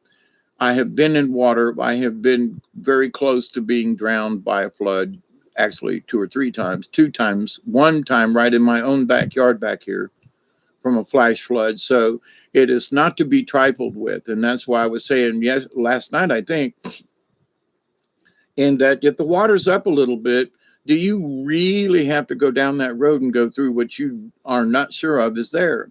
And you really know what it means to have water and what water can do coming sideways on a vehicle? Do you really want to make that choice and make that chance? Well, everybody else is doing it. Yeah, but you might be that one that gets swept into the creek. So, but the thing is that, we need to, weigh out our options. And there are times when people literally should just back up and say, I'm going a different route.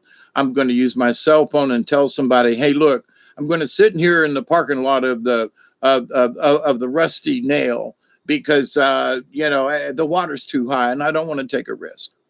Nobody, unless you got to pick up a child or something. I mean, depending on what's up, there are people who are taking risks because they just want to do it. Well, I got to get to the store. Really? You can't make do with what's at the house? Well, I really want some cigarettes and I got to do with this and I got to. And sometimes what's important ain't really important. But I make no light of it but there are people who are making decisions to go through water. Now, if you live in the mountain areas and there's a good gush of water that comes down the side of the hill, having been in the mountains during gushers, frog stranglers, the water comes up really quick. And the best thing you can do is move to higher ground fast. When the water's coming up, you don't look around about what do I get. You get your ass out and you move yourself up that whatever hill, you find higher ground. And I don't know the situations of the 20 people who perished, but I make no light of it. In fact, I would ask those folks out there, if you know some folks who are doing some of these things,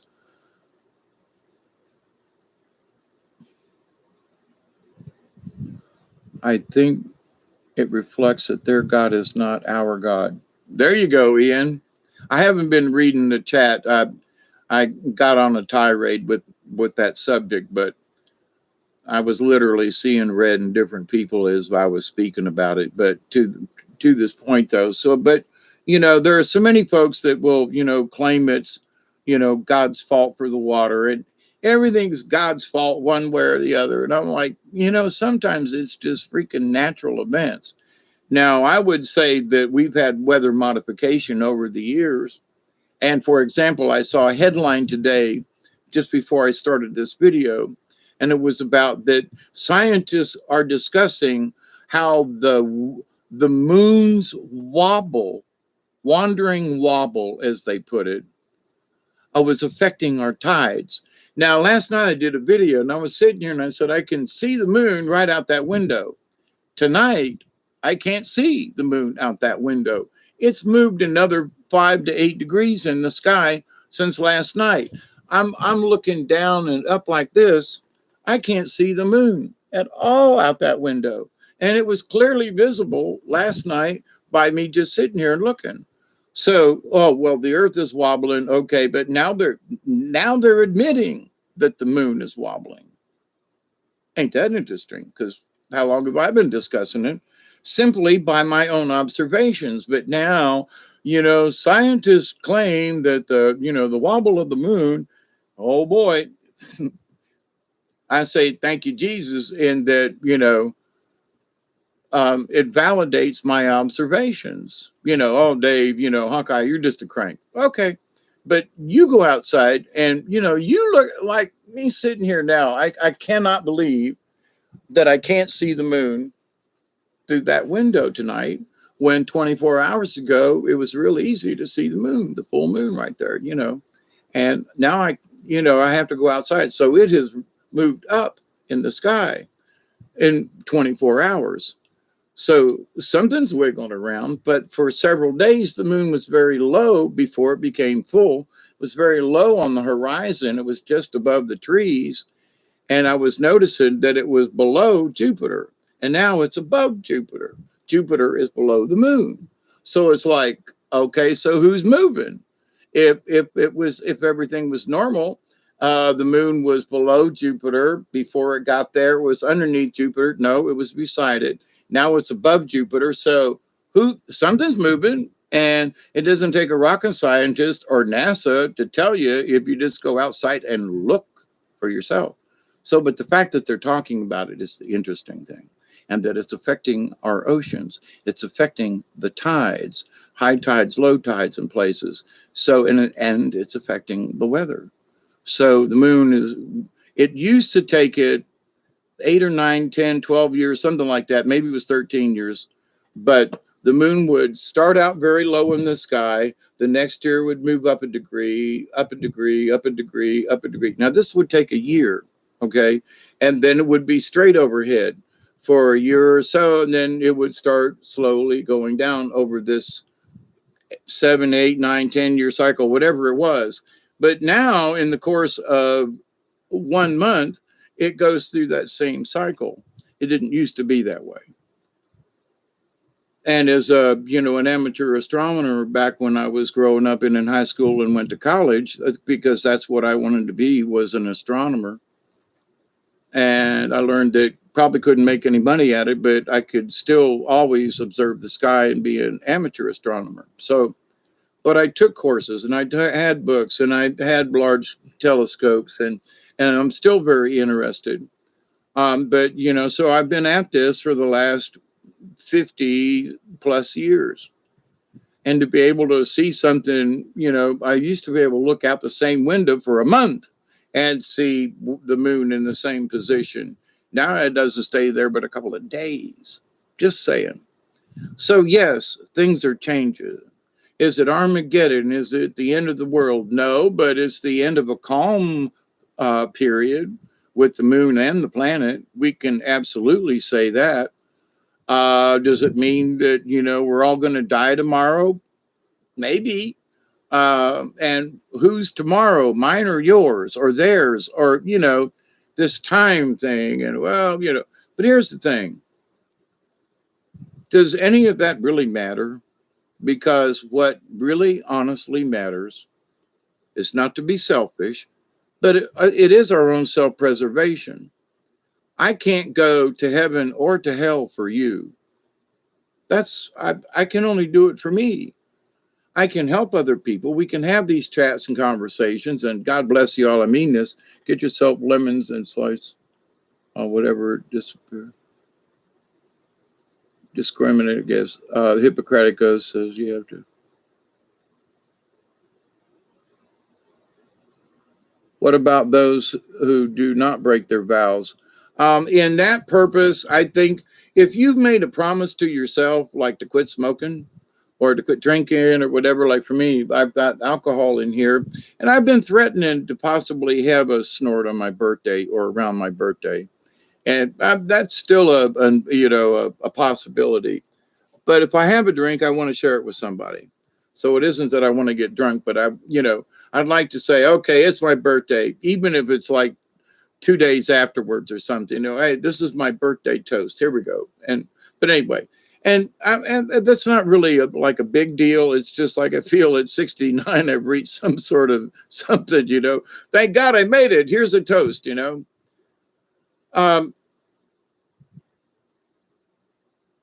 But if somebody has kept their vow, I think spiritually it means that whatever they have decided to do to keep their honor, whatever that vow is, to quit drinking and to quit, for me, it was like to quit doing cocaine and to quit doing, and all these really nasty illicit drugs and, to quit being a drunkard. And I have done well with that.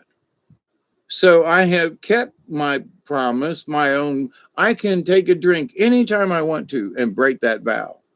But is having one drink breaking the vow, or is getting drunk from alcohol, which was the part of the vow? You know what I mean? So by not drinking, it was because I was a drunkard and an alcoholic.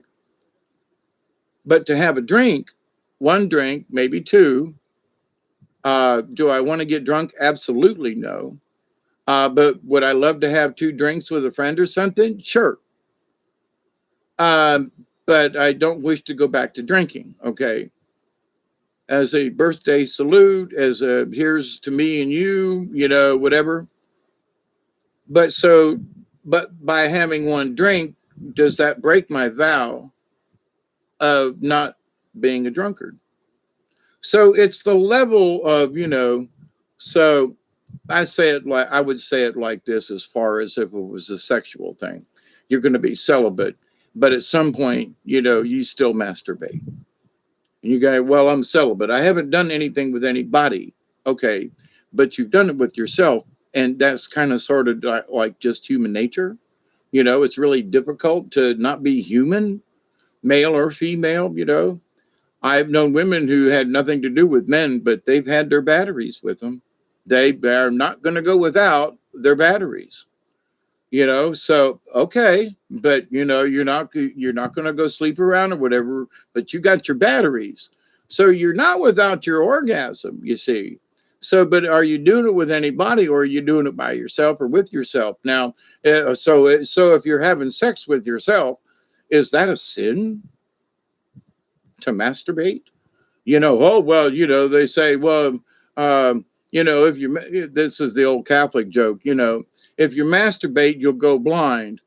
And so the joke with the guys was, yeah, well, I only masturbated enough to need glasses.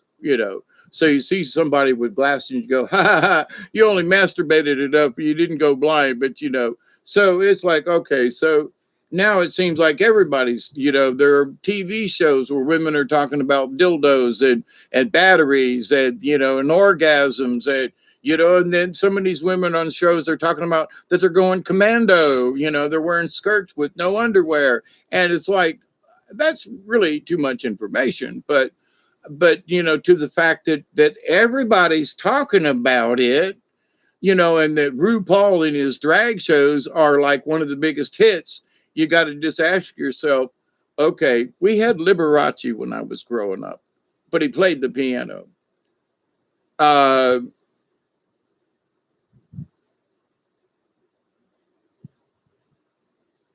Which for some odd reason I had this, I can't remember what it is, but there was some comedy sketch, and it might be on YouTube, and it's two guys who like play the piano with their members, right? And so they show them from behind with their drawers down, and all you can see is their butts. And they show them from the front, and they're like playing chopsticks, and they're both going ding ding ding ding ding ding ding ding ding ding ding. It's funny as hell. If you've never seen it, I don't remember the comedians, but it was two guys, and they would look dressed like in a tux or something. Anyway, it was hilarious. But so this idea of the vow. So is the Almighty, whoever, paying so much attention to the promise that I made to whom? Now, there's so many of us out here. Let's just consider this. So God's got 7 billion folks on this planet and all this cacophony of craziness going to be listening to whether or not I keep my freaking promise as to whether or not I am or am not going to do something that I made a promise. What matters is to us individually. I broke my promise, yeah, but I went for 20 years and I was celibate and I met this woman or this man, depending, and we fell in love, and I realized that my vow was no longer valid. So is that wrong in the universe? You did a 20-year stretch. That's got to mean something, right? So, but you say, well, I don't know. After 20 years, you broke your promise. Yeah, but I met somebody. We fell in love, and there was this attraction. And, well, so is that wrong in the universe? Is, quote, God really paying attention to our little nappy ass down here as to what we're doing? Let's talk about this. But what it means in the spiritual realm is, did you break your promise? Now, if you made a promise for 20 years and you meet somebody and you decide to fall in love and get married, I don't think the universe is against that. Well, you broke your promise. See, that's where I think this gets stupid.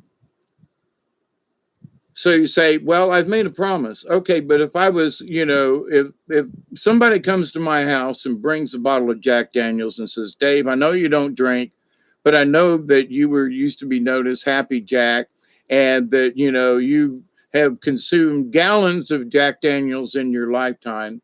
I came by to see whether or not you would have a drink with me.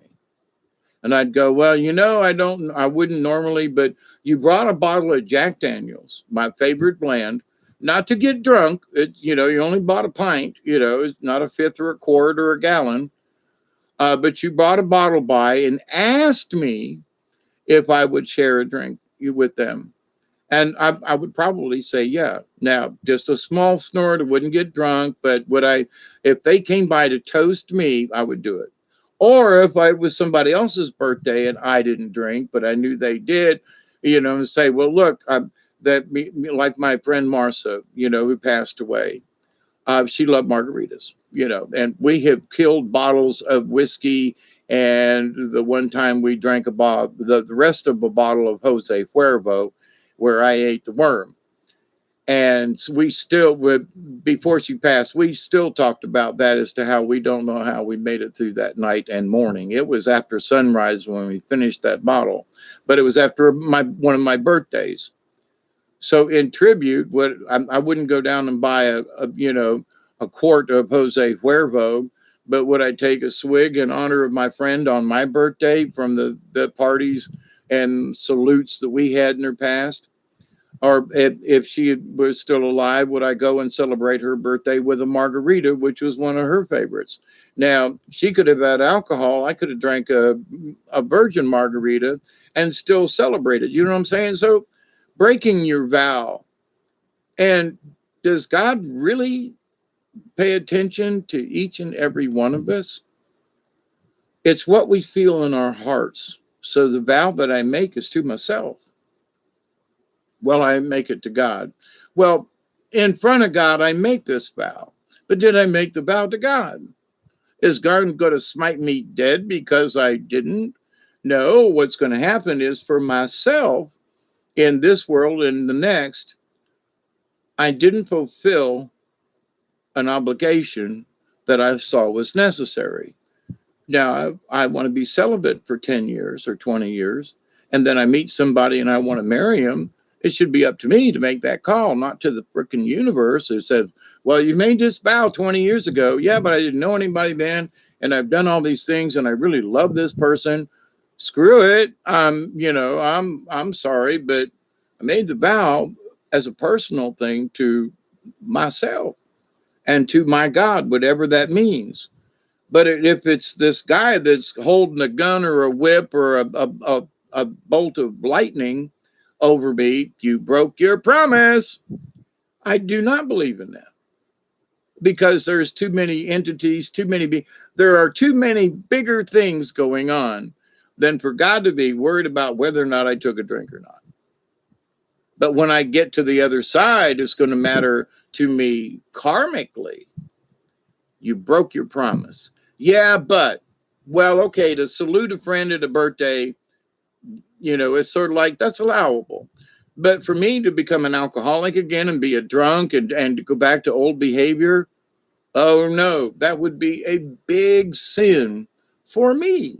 Not to God or to anybody else. It's because I broke a promise and a trust and that I would, change my behavior and that I would never go back to that kind of behavior. I never said that I would never have another drink. I said I would never be a drunkard, but to have a glass of wine, which hasn't happened in a long time. I haven't had a drink in a year at least, but to the point though, it's here in the house if I want it. And I'm seriously on and around my birthday. I just might have me a good snort or two of Jack Daniels. I love Jack and Coke with an ice cube. But anyway, so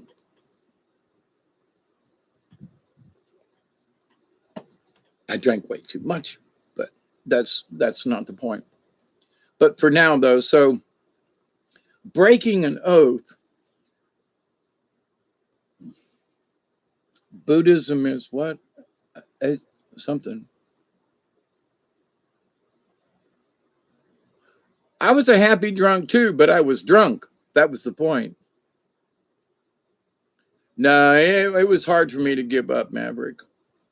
Encourage others and build each other up. Soul tribe. Yeah, absolutely. One theory is that it's called alcoholic spirits because it puts holes in your aura, leaving you open to invasion to dark spirits. There is a lot to that. And I believe because of what I've seen. My first wife, she could have 3 beers, but when she opened that 4th one, her entire personality changed. And she became a bitch, quite frankly. I'd be, oh my God. But, if she had one or two beers, or like, I'm coming home from work or something, we'd share a quart of beer. That was okay.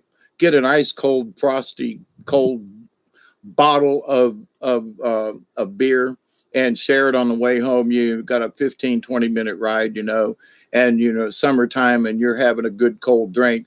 Man, in a way, I kind of miss those days. But by the time you got home drinking a quart between the two of you, you had a nice little buzz going on. So I could have one or two, in the evening, but if she had one plus what we had, but chased it down really quick with another on that third beer, she turned into a different person. She really did. And uh, she could not hold it at all for whatever reason. And in ways she got happy, but other ways she got really mean and just got, well, fuck you and this and that, whereas that was not normally her case one beer earlier, you know what I mean? So whatever that fourth beer did, it sent her over the edge. And I've met other people like that too.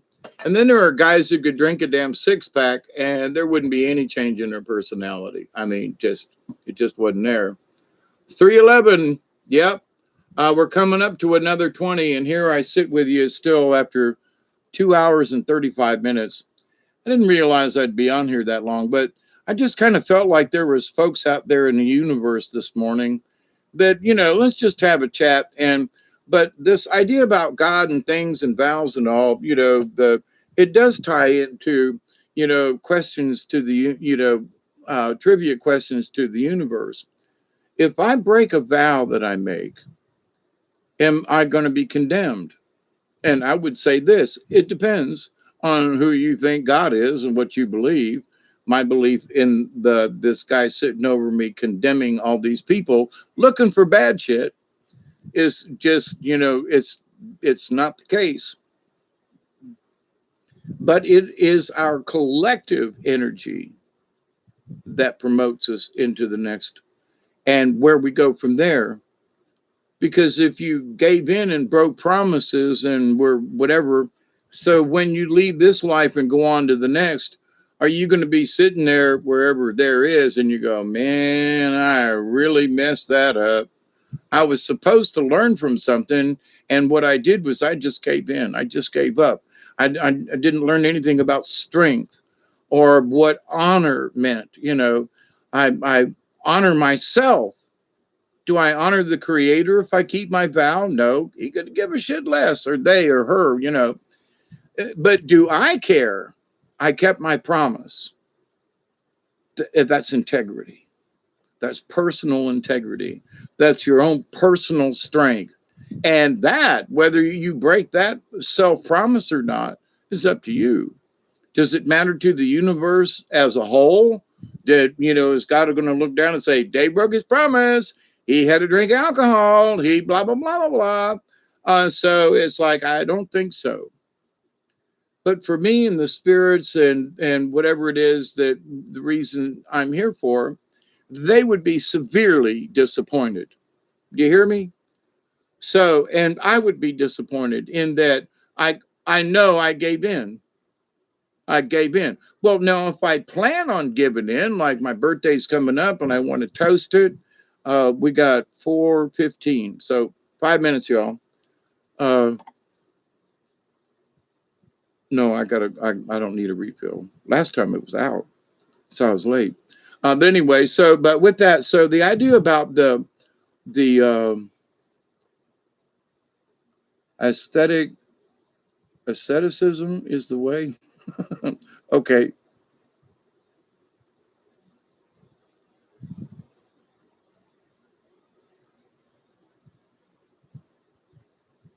Oh, is Amanda in the house? Yeah. Hi, Amanda. How are you? It's good to see you all in here this morning or tonight or this afternoon, wherever you may be. It truly is. And so when I would say there are some folks out there who are like God's going to, God's watching every move. And, if I read the wrong Bible, he's going to condemn me. And if I don't do this right, then God's going to smite me and the angels are going to kick my ass. And it's like, calm down now. Seriously. But that's the religion talking. Lance, not to say that I believe in angels and I believe they can come down here and kick my ass. Okay. But if because they broke a promise. Now, if I made a promise, like as a 72 or working with Dante or something like that, for those of you who understand that, and I broke a promise, well, that's a different kind of promise than making a promise to myself or with myself to my God or whoever, make a promise to another person, or if you're working for the cause and you're supposed to do something, or you rat on somebody that you become a traitor. Now that's different than breaking a vow, like celibacy or something. Now if you become a traitor, watch out. The universe and other things are going to get you. So, and especially if you have been working for a good cause and you just turn in, to let the bad guys win, or because you want money, whatever the reason is. Now, if they torture it out of you, man, you didn't really become a traitor. You know what I mean? But that's a different scenario. And God forbid, and it still happens. Okay, so there's a lot of torture going on in this world. So we could pray that whoever's up there, if they were really praying for humankind and for those people who are in chains and women and men who have become slaves and whatever, and children, oh my God, right? So this idea that somehow it's not going on or that it's gone away or something, oh no, it hasn't. It's still going on. There's still people being, mistreated and slavery and, and it's called, come to America. We put you on work program. But to the point though. So there are those folks who I have met personally, both from Mexico but mostly from China, in that they came over here and worked for a family, but they had to work for this family 7 days a week, no vacations, no time off, no nothing. But that was so that they could whatever. That was their deal. But it's still a modern day slavery. If they don't like what you do, they ship you to another city or to another family, or they ship you back to China. Because you're here on a short time visa and they give you a work visa. They work it all out. They know the system, but you're a slave until you work it out. Whatever that, you're an indentured servant. Okay. So for people to think that slavery's over, nah, it's 4:19, everybody. 4:20 here, Eastern Daylight Time in Southwest Georgia. It's redneck time down here in South Georgia. We're going to smoke some of that wildwood weed.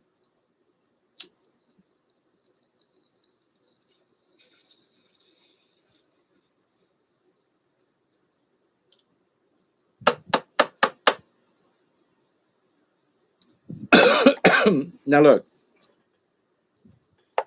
I've got two churches. I live on Zion Grove Church Road, which is Zion Grove Church is right up the road. Across the river from me is New Bethel Church, Baptist Church, cemetery and a bigger church. The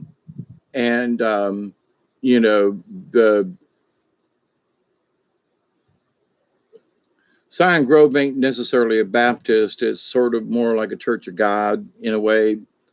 But the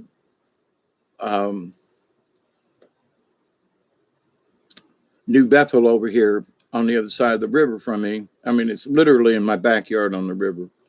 They've got property that comes down to the river there for this short distance. But in that, though, the people that go to church there, they're very, very sociable. And the old ladies that go like to visit with each other, and they like to hear the pastor preach on Sunday, and they like to get together and have socials and things like that. They get together on Wednesdays, and they help each other out around here in the community, right? With people that they know and people who are members of the church, or, a church member whose sister or family member or something, and they minister to them. And it's all really good. There's nothing bad about this, and that you're a sinner or whatever, that they will take their Bible and have prayer with you. But in a lot of ways, there's really nothing wrong with that. They don't try to cram nothing down your church. But yeah, it's 9:20. Yeah. How bad did I miss it? Oh, it's 4:21, only by a minute. I took a hit. I was with it. I just did. But cheers, everybody. Absolutely. So, but anyway, with all of this about questions to the universe, we have to ask ourselves, really, what's this definition of God? Now, do I believe in a creator or a source and all that? Absolutely. But do I believe in a God like in the Bible? And the answer is nah, not really. No. Are there elders up in heaven and stuff that oversee certain things? I do believe in that, yeah. But they're more like aliens than they are like, quote, gods. Let's just make that clear. So, like I've said about Native Americans will say a prayer to the Christian God at a powwow. But then they will say a prayer to the Creator. Okay? So, in their eyes, the Creator created God. So, the Creator is of everything, who even created God. So, God, in a way, is the guy who made this solar system. And so, but the God that made the solar system and the earth and everything may not be the same God in the universe, but the Great Spirit is across the universe. Where God, okay, here on earth and the solar system, God created the heavens and the earth. Yeah, okay, but Native Americans and Native peoples, they will accept that. But those Christian people will not accept the bigger picture, which is creator of all things, even the gods. So how do we, okay, so you make a deal with a God, per se. Okay, you made a deal with God. Whether it was of the universe or of just this solar system, or maybe it's just the God of this earth, may not have anything to do with any other planet. And there's just a God. But he's a mean sumbitch, wants to flood us, kill us, tempt us, and then turn around and, and then zap us in horrendous and horrible ways. If it was the God of love and peace, like Jesus professed, Jesus does not fit the profile of the old God in the Testament, who was mean and brutal and, and condescending. And if you don't do what I tell you, I'm going to smite your ass. God lives in the mirror. I saw him when I looked into it. There you go, purpose. And see, and that's one of the things. We are made in the image and likeness of God. So does God look like us, or we look like him? Are we clones? Okay, think about that one. So are we clones? Wait a minute, fallen angels, where if we were made in the image and likeness of God, then wait a minute now, how's he floating around up there? There are these questions that have been asked. So, if God, and when you look back through some of these times, God was actually an alien who came down here to visit and teach us stuff. And the people, after they left, much like Christ died, did this thing, and they made the Catholic Church out of it. Oh, shut up. This is what Christ wanted. No, he didn't. This is what y'all wanted. You made the church, not him. Oh, but he died for his sins, and and then you came up with all this crap and invented the Catholic Church. Jesus did not invent the Catholic Church. He didn't invent any church. He developed a new philosophy of thinking, absolutely, and very much like Buddha, but also very much like the native tribes who understood what it meant to be at one with the Creator. And there's one rule: don't do any harm. Help your fellow tribes members out. Peace be upon you, regardless of what color you were. So Native American tribes talk about the white man who came and walked among them, who showed up one day. Did he appear out? Some of them even go so far as he appeared out in a cloud or came out of the skies. So there are native peoples that swear they are from the skies and that they were brought here to this, to the earth, and that these and their relatives will come back. So, this goes back thousands of years before Christianity. But this idea but if you stop and look at the philosophies of these elders, these folks who came with these basic teachings, the Buddha type teachings, they're in Chinese and Japanese. They're, oh man, Confucius. There were many things that Confucius said that, like a bird in the hand is worth two in the bush kind of thing. Benjamin Franklin, a penny saved is a penny earned. And I have learned that that's absolutely true in my old age. If I don't spend the money, I have saved it. And I have got money that I have, I'm not a rich man by any stretch, but was able to go to Ohio and back and spend 2 weeks and not worry about anything, which is really, for me, that's like a big luxury. There are a lot of people who go spend $1,000 on a weekend. I spent $1,000 2 weeks, and so it's like, okay, but for me, that was a big deal. For other people, it was just, yeah, that's a weekend for us. Okay, but I've never had that kind of money. Anyway.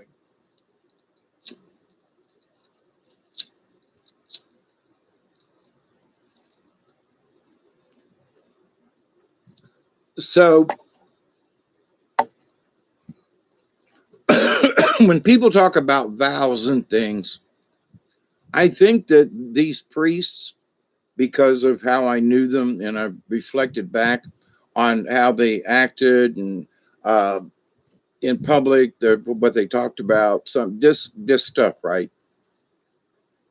In that they became a priest, but in the priesthood, and for those guys who have gone to the Vatican and studied certain things and learned certain secrets and whatever, I think they've learned the secret that making a vow don't mean shit. I think that's what, like, who's going to smite you? God ain't really going to come down here because this God thing's a lot bigger. But we, the church, we got to put on this really good front, and that we got to make everybody believe that this is the righteous way, right? When we can do whatever hell we want to, it's much like the government, Democrats or Republicans, they're all getting away with shit. This Biden thing, we knew back when he was vice president that his son and them were doing nasty things in the Ukraine and stuff with the oil deals. Now he's president. They're still talking about this stuff at his son and all this. Come on, if there was any kind of justice, both of them would be in prison. Okay? There is no justice. So this idea that, oh, well, there Republican, Democrat, no, there ain't. There's no justice. It's justice to me because I got busted with a little bit of weed and I had to it was a felony, had to lose my rights, and I had to go through all this stuff because of weed. They commit capital crimes and thievery, forgery, and all kinds of stuff and treason, and they're still operating. Justice, right? Come on. We all see it. We all know it ain't true. And we're not of either club or organization. Venus is beautiful. Is Venus in the evening sky now or in the morning? I know it's, I saw one I thought was in the evening sky and I was like, man, it was really bright. So if you're talking about the planet, I agree with you. And if you're talking about something else, Venus, it depends. But yeah, that's beautiful too. I would agree. But anyway. But so this idea of commitment, this idea of promises, this idea, but what it boils down is to you. What do you want in this life? And for me, I want to be, I want to be remembered as not being this old crotchety guy that hollers all the time and, you know, fuck you and go to hell and kill, kill, kill. And no, I don't want to be that person.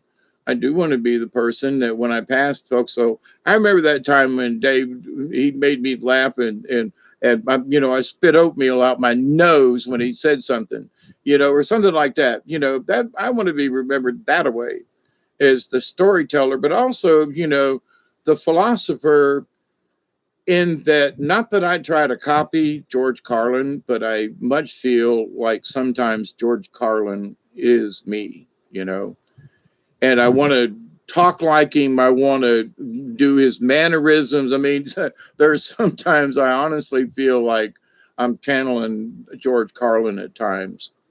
And I'm not trying to be, I'm not trying to emulate, but I feel it. There's just something about Carlin that I got when he was alive, but since he's been passed, I still have that Carlin feeling, like stuff. And the thing he talked about this and the 7 dirty words that you can, and having been in broadcasting and all that. But to the point, though, that his snarky look at the universe and its stuff and government, and like he said a long time ago, but none of us were really paying attention to. And that doesn't matter what party you belong to. It's still the government. And it's like, you're right about that. You got that right. And justice, what? Talk about justice. Come on. So, in listening to things and, the white hat's this and the white hat's that. Well, back when Trump was president, you could see that there were things that were changing because he would make some, reverse some laws and rules and stuff and everything. But when those of us who noticed that he did not try to repeal or do anything about the Smith-Mumford Act when he could have at any time, which would have stopped any propaganda being sold over any network, it would have been against the law. And he didn't try to repeal it. Neither did the Republicans. The Republicans are still not trying to resurrect it. So, in my humble opinion, you watch the politicians, if they wanted to fix the fake news and get things back to a normal, then they would reenact the Smith-Mumford Act. That they would make it illegal to be able to tell lies in the news. Now, if you owned your own newspaper, wanted to make up shit, but if somebody pays you like they are now, companies and governments and whatever, that this is the narrative and this is what you're going to say, and it doesn't matter what channel you turn on to in the morning, they will repeat basically the same things. Now, to that point, though, when I worked in radio, there was American Press, API, American Press International, and it was a teletype machine located in its own little room because it was make noise all the time and you had to shut the door. But once every hour or two, you had to go in and you pulled the type off of the teletype machine, and it was rolled up, and you'd find the weather, you'd see what was going on around the world, and United Press International, UPI, then it'd be Associated Press, just in Associated Press. So they would have but here's the thing, that everybody in radio and television also, but every radio station had a teletype machine that went back, to World War II and before, because that's how information was shared. So much like a fax machine, but the typing was just consistent. It was, and then it was on a typewriter that was connected via a telephone line. And so you could stand there and watch the news come out, Brussels, Germany, blah, blah, blah, blah, blah, blah, blah, such and such, a UPI, United Press International, or then there'd be the Associated Press. And then, different news organizations would, quote, put this out. But here's the thing, that no matter where you were in the United States, long before there was internet, jocks and news folk at radio stations, especially, were reading copy right off a teletype machine. So even back then, we were all reading the same news articles. Now it's with the internet, you can notice and you say, well, the people in Baltimore are reading the same news lines that they are in Delaware or Miami or in San Francisco but when I stopped and thought about teletype machines, we've all been, but here's the thing, we trusted the news sources. There was a trust in the source of who United Press International, they wouldn't lie to us, right? Associated Press, they wouldn't lie to us, right? They were the trusted news sources. But when we go back through some of what was said back then, ain't necessarily the truth. Even going back during the war, pre-war, after the war, during the 50s, Vietnam War, the list goes on. So whatever was given to the press, now back then there were people, who went to war and who took notes. And honest to God, because I remember watching Tom Brokaw in Vietnam and,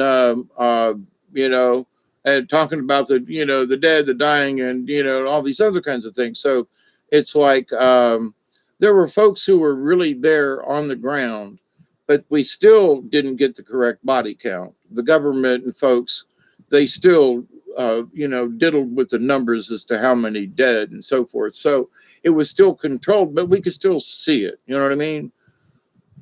So, but this idea that, as I have thought about, recently, they've been controlling the narrative.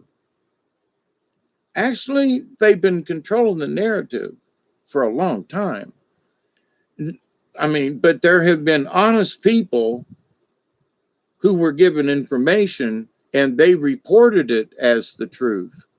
Sort of like what's going on now. There are people in, Chicago that are reading news about New York City, but because it was the Associated Press, then it's accepted as the truth and gospel and all that kind of thing. So, but when I think back, even in the years when I was doing radio and the teletype machine, but oh my God, this has been going on for a long, long time. It's not just the internet. Now, there are many things that it seemed like there was more truth back in the day of the teletype because people hadn't learned how to lie on a grand scale.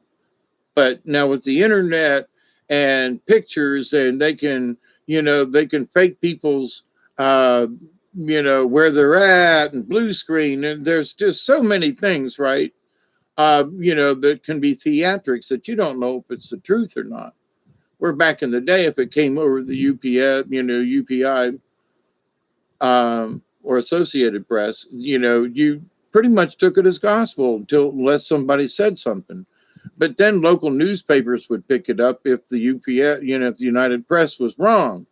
And so but now local newspapers, they just repeat everything that everybody else says. So, it's just one lie right after the other, and there's no stopping it, it seems. So,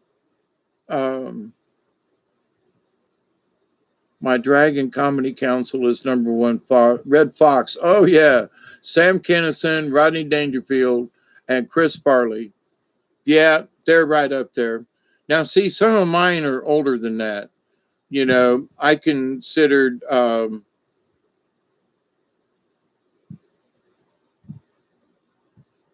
I can't think of his name still. He started in silent films, but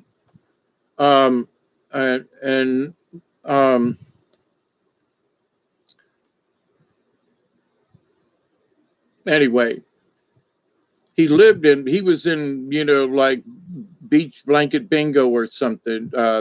He plays character. It was really funny. And I can never remember his name, but I love his character and how he acted. And there's like Tim Conway and some of the things that he did. Red Skelton, you know, Red, and the skits and things that he did were just absolutely, um, you know, um, as far as comedians. But I mean, uh, Don Rickles, back in before he got too rude, was actually funny. But Rodney Dangerfield, I don't get no respect. Chris Farley, yeah. I lived in a van down by the river. Yes, absolutely. Uh, but in my comedy and theater and stuff, um, and I wish I could remember. No, it's not Chaplin. But he was around back in the days of Chaplin. And uh, and I can't remember. He did like he played an engineer on a Confederate, and I think it was called the General. And the train went one way, and the Rebs took it over and threw all the Northern guys off. And he changed hats, and he was and he was with the rebels. And then he went so far, and then the Yanks took over the train again, and he put on a hat, and he was the engineer for the Yanks. It went back and forth, and I can't remember the guy's name. Rapping Rodney, yeah. Yeah, I've got a friend of mine, Randy Smith, that I visited with about a week or so ago. He's a big fella, and he can sound like Rodney. And he's like, I can't get no respect at it. It's like, yeah, he used to do a really good imitation of Rodney Dangerfield. Still does, but yeah, Rodney. No, I feel bad because I can't remember Maverick uh, uh, who it was that I can't think of. Nah, you're close. Harold Lloyd was another one. Buster Keaton. Buster Keaton. And Buster Keaton. That's who I'm thinking of. Thank you guys. Whoever, if one of you thought about it, it's okay. But Buster Keaton is who I'm thinking of. And so I did a play where I never spoke a word.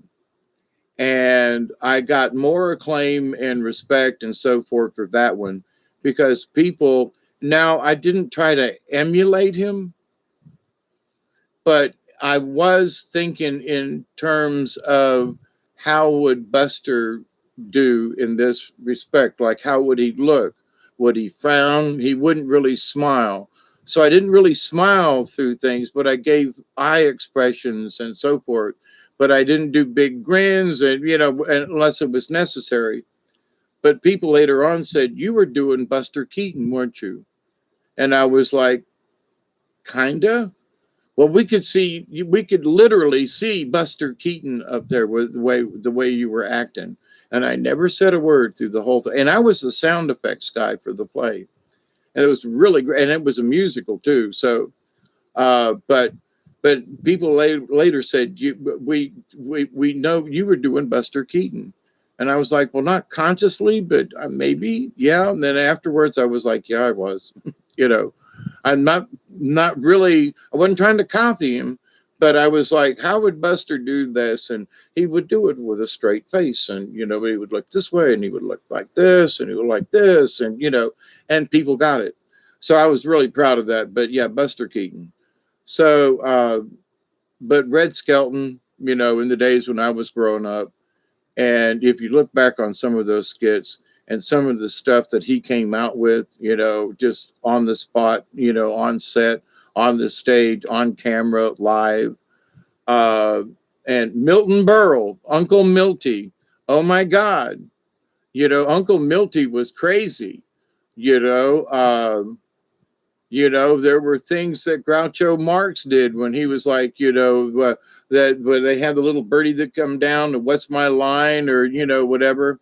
Oh my God, So I've been lucky that I grew up with the old comedians, and not to say that in this lifetime there haven't been some good comedians. I think Robin Williams, in some ways, was overrated, but in other ways, he was underrated for his comedic genius. There have been times when people tried to, in the comedy things that I was saying, they were like, "You're trying to imitate Robin Williams." And back then, I didn't know who Mork and Mindy was. I didn't get ABC station. We only had an NBC uh, and a CBS station and a PBS station. Anything that was on ABC, I didn't get to see. There was Mary Hartman, Mary Hartman. There were a lot of programs I never saw that everybody else said. So, you're trying to act like Mork. And I'm like, who's Mork? Because I literally, barely got reception down here back in the day. And I only had a little portable black and white TV. It was not, that was not important to me. And I still can't get much of a reception, but it's digital now and different. But anyway, and very susceptible to the weather. But the idea, though, so that there were people saying that I was mimicking Robin Williams when I didn't know what he was doing on TV. I was not copying him. I was being me, and it was very similar to the way Robin Williams was acting. And I'm going, I'm sorry, I'm not copying anybody. This is who I am. These are the characters. If you want me to be this character in a play or whatever, oh, you're trying to be like Robin Williams. Who the fuck is Robin Williams? Because I didn't have cable. I lived out here in the country, could barely get reception. I did not know. And then when I got to see some of the old Mork and Mindy, and I was like, oh, so that's what they were talking about, where I was trying to mimic him or copy him or something like that. And for me, that just was not the case. It still isn't the case, but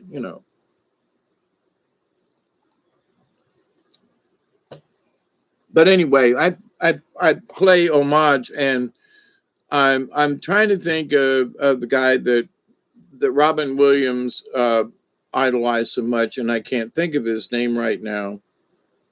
But he used to have his own show in the late '60s, and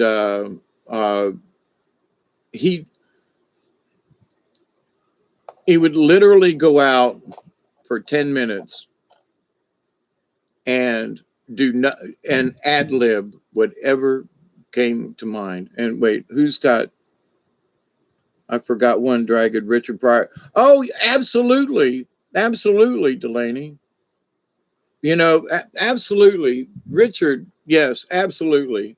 Now, and I got to also say that Eddie Murphy, he's very quiet now and does shows and plays the cops and this and that. But back in the day when he was on Showtime and Max, when they first came out, and some of the stuff that he was doing, he was funnier than hell. He really was. Him and Richard Pryor. And so I don't want to leave out, Eddie Murphy. There are those folks that go, well, no. When he first came out and stuff, there are people who have copied Eddie Murphy to get into the limelight, and to get their comedic startup and so forth. They go, no, I'm not copying him. Yeah, you are, because I saw his early work when he was first on HBO, and when HBO was first coming on, and cable was just becoming cable. I mean, I'm that old, And when MTV first came on, and its big debut, and how could anyone sit and watch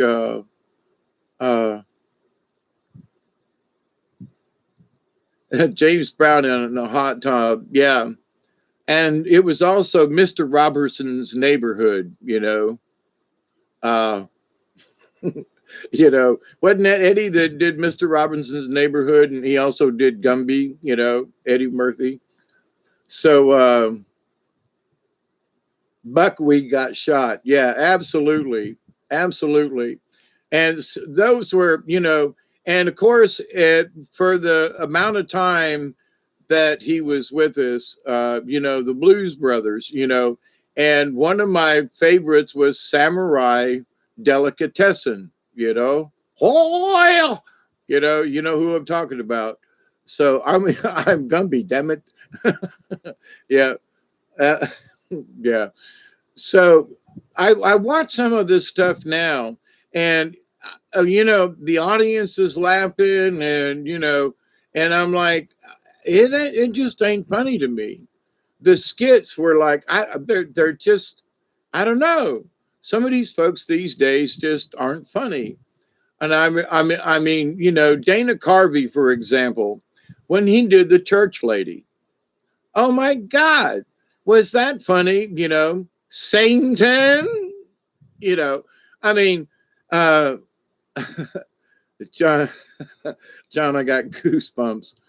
Yeah. But the Blues Brothers and that, um, you know, and, and there's also John Candy, he, that he in his own right, but, um, and Martin Short, he's done a lot of vocals and things and done a lot of like leprechauns and stuff and stuff, but good work. But his when he would do uh oh man, when he would do that, who I'm talking about. When he would go into that, I can't remember. I do Samurai Fly Swatter Man. Yeah, Samurai Delicatessen with John. Yeah, yeah. Love the church lady. Oh, hey, Deborah, how are you? And anybody else is hanging around. We're just kind of reminiscing, but but those things in the universe that have affected us, kind of thing. I mean, Jane Curtin um, and when she that time when she opened up her bra and ripped up her open her shirt on Saturday, they the him. Oh man, for us who was doing is like, you go, Jane, you know. And later on in life, she was one of the characters in The Librarian, and her and oh my God,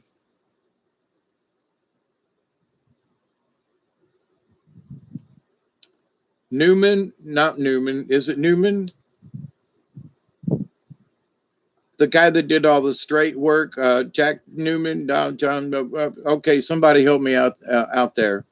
I mean, he did several shows, and he did some things, radio bits years ago, and where he put his pauses. Come on, somebody out there, help me. Is it Newman? Uh,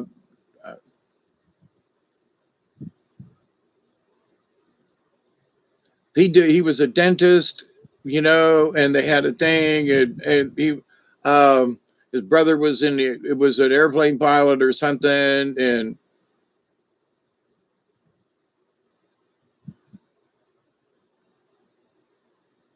anyway, but so him and that, and of course we can't forget Jackie Gleason. There were some times that they were doing interviews with um, Jackie, and who's the other guy that I can't think of at the moment, the tall, to the moon, Alice Wright, his partner there. But they were asking him, and they said that they were 30 minutes before a show, a live performance. They were across the street on the corner, and this was told by the Allison, the woman that played opposite Jackie, in the Honeymooners. Um, and anyway, that they were and the third guy, and they were sitting there, and they were like, they didn't have a script, and they were going to go on. Art Carney, thank you, gay, thank you. Bob Newhart, there, thank you, Deborah, you got it. Bob Newhart, yeah. Um, but And back in the day, the Dick Van Dyke Show and all the folks that were on it, oh my God, those old episodes in black and white to me are still funnier than hell. But, so as far as comedy, there have been some really good comedians. There's some that have stuck out more, but if you were growing up in the day, Uncle Milty, he would show up in a dress smoking a cigar, just to get people to laugh. And there are those who say, well, maybe Uncle Milty was a cross dresser. He just knew it would make people laugh. They asked him one time, and he goes, no, he said, some of these damn dresses are actually quite uncomfortable, but I know they're going to get the laughs. So he wears this evening gown or something, and he's smoking a cigar with a beard, or a mustache.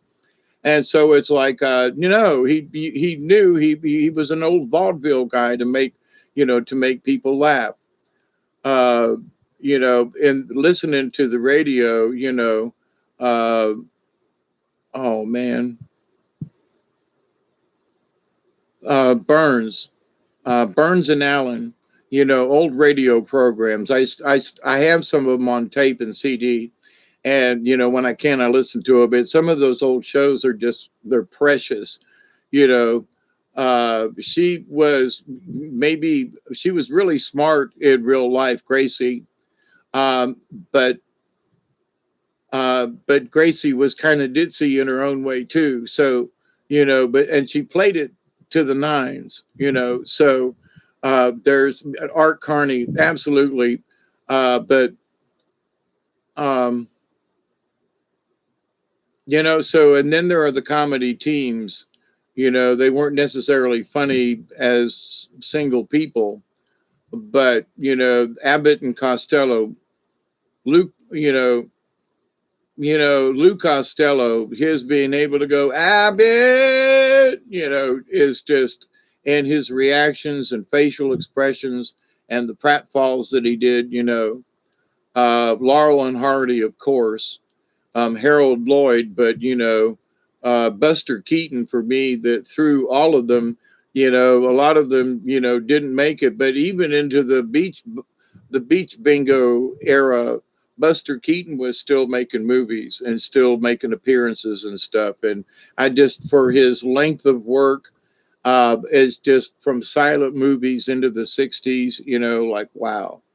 Where there were those others who just, didn't quite make it out. But George Burns, he was in vaudeville, along with Bob Hope and Bing Crosby, and Jack Benny. And when Jack Benny did his shtick, his straight face without laughing, was the Jack Benny show on both radio and television. So, there were some funny people out there over the years, but, are there some great folks in our era? Absolutely. Absolutely. We've sort of named them, um, and, there are a couple out there now, but, it's like, I don't know. They don't seem to me to have the same appeal as some of these other guys have had in their early career or whatever, just not quite the same. But I'm always hopeful, for comedy or, musical artist or whatever, because, as we were having discussion yesterday at this time, about it, that how, oh my God, it's 5:20. Oh, it's 5 o'clock. Oh, okay. I saw the zero. Uh, I'm a bad boy. Yeah, absolutely. Lou Costello. But Laurel and Hardy. Stan Laurel and his faces and his comedic. Oh, and lest we forget the Three Stooges, Curly and Shemp both. And Shemp did comedy without his brothers. In some of the old vaudeville. I mean, literally post um, silent movie, going into the talkies. Shemp was doing stuff back. I think he was even in a movie one time with like Laurel and Hardy and one of their really early stuff. So Shemp was, he'd been in the movies for a long time before he ended up being with one of the Three Stooges, which was interesting for me to find out. Me watching old movies the way I do, and I was like, wow, damn, that's Shemp. Whoa, there he is in this movie with somebody else. But how far back it went into the late 20s, early 30s. So, but he stayed in movies until he passed away, kind of thing. But it just interesting. But they each had their own little, then there are the Bowery Boys, which is sort of in another level.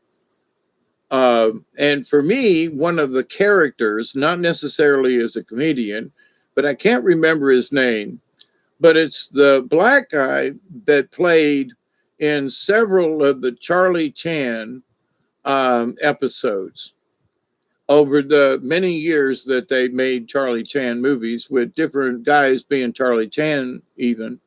But this black gentleman who played as one of the characters, and there was another gentleman who seemed younger, slimmer, and who many times showed up as another chauffeur or somebody or something. And these two guys would get into conversations.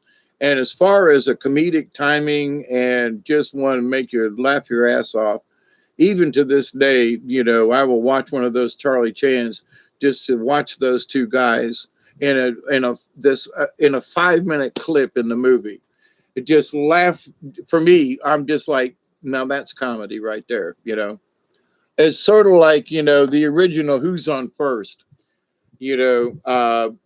As they did it more often later on, it wasn't quite as funny as the first couple of times they did it because it was fresh. Later on it got to be a little too polished, but and the audience was expecting the next line. Laurel and Hardy were the pinnacle. That one in the lumberyard, the glue brushes. Yeah, they had some and I was talking about last night, for whatever reason we got onto music and movies,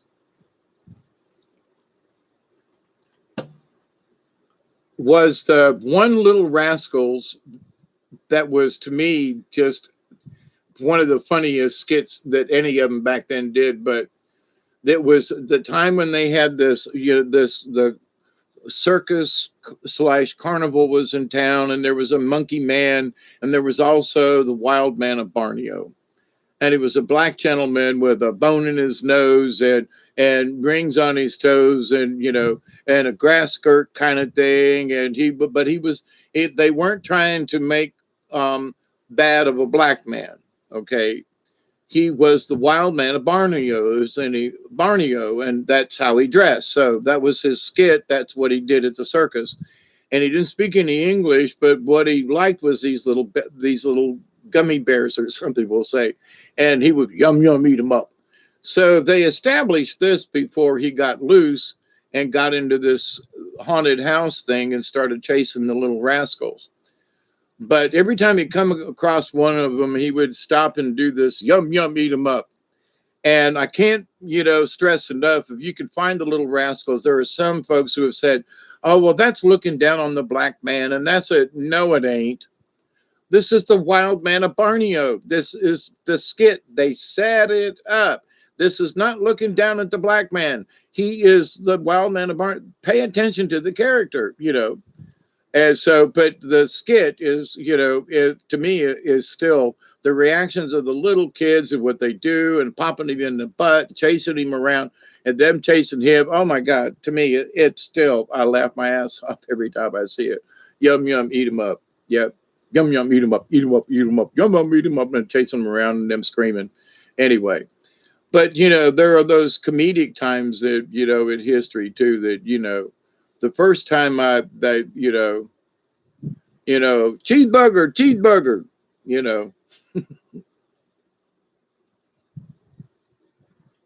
Pepsi, no Coke, cheeseburger.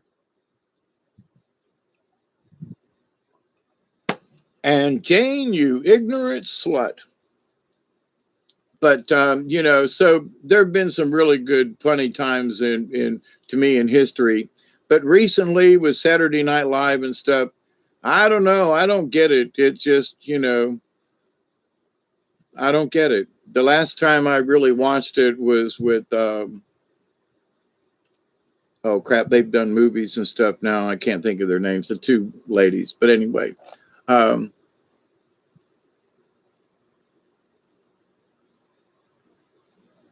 yeah, and there have been several, but there was one particular one with Laurel and Hardy, and you know the cops had told them to leave and everything, and they got in the car and tried to start it up, and literally everything fell off of the car right there on the side, you know, next to the curb.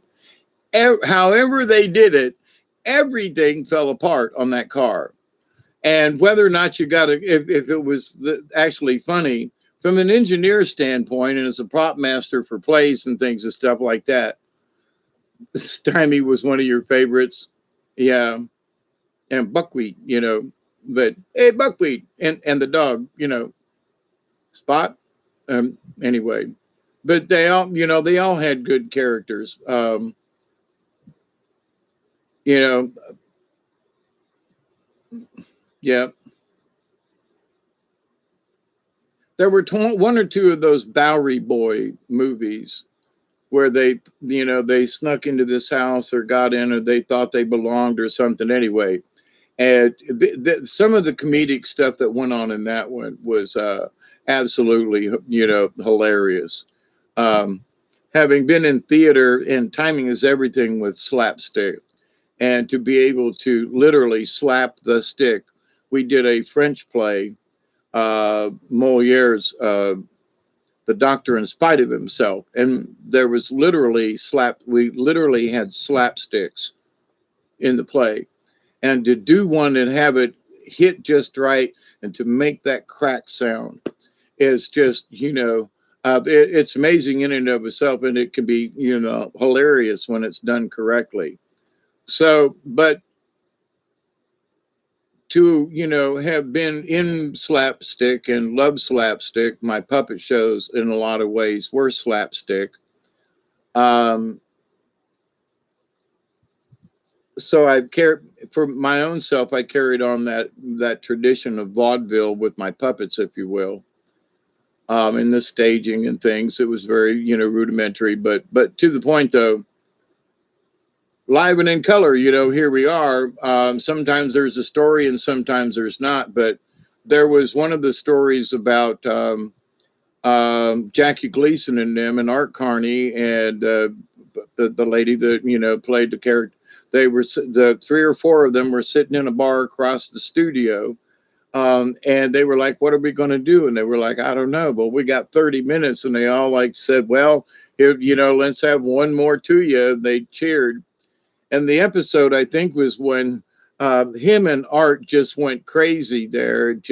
They just, you know, hollered about something that was really stupid. And you know, and everybody was like, how funny that skit was. And, you know, and 30 minutes earlier, they were sitting in the bar going, what the hell are we going to do? We're going on live, you know, and what are we going to do? And they were like, so as they walked over there, they just had this, well, we'll just, you know, me and, you know, you come in and out, where have you been? Well, I don't know. I was upstairs. Well, we'll just make it up as we go along. So for the next 30 minutes, that's exactly what they did. And it came out as one of the funniest skits. And they didn't rehearse it. It was all ad lib for the whole thing. So, and I'm still trying to remember the guy. Oh, Dom DeLuise is one, you know, for the characters he's done. But who was it that was on Johnny Carson with um, Robin Williams and the comedian? And Robin said, you know, that he was his idol, and I can't think of the guy's name. I can see his face, I can see the clip, but I can't remember his name. So, okay, whoever's out there listening, who was it that was sitting on the couch with him? Oh, it's 3:20, 5:21. Holy crap. Another hour's gone by. Oh, it's 11. All right, I got 9 more minutes.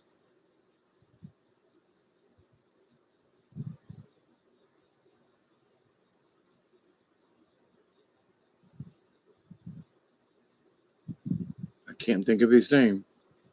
I can see his face, but I can't think of his name. But anyway, so, but there were after the shows, and they were Jonathan Winters. Thank you very much. If somebody said his name, Jonathan Winters. And if it comes up in the chat, I'll know it was you that was thinking about it. Jonathan Winters. But for the show that he had, there were times that they would say, he would go out there and they'd go, okay, so where's the script? And he goes, I don't have one. And they go, what are you going to do? And he goes, I'm going to make it up as I go along. So he would dress up like Ma Prickett, or he'd do a character. So, but he got into character.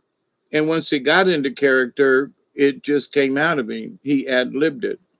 And so it was like Jonathan Winters, if he was funny in his own right, but that when you learn that what he did was not rehearsed, that it was spontaneous, you go, wow, wait a minute. So he didn't write it down ahead of time. He didn't rehearse this. He didn't know.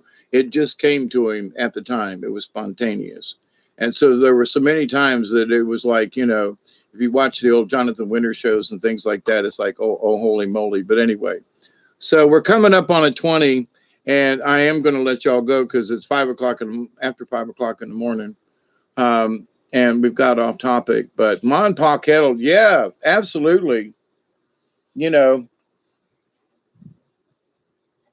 And for me, growing up back in my early comedic days, oh yes, my little chickadee, I went on a trip, a safari, out to the Himalayas, yes.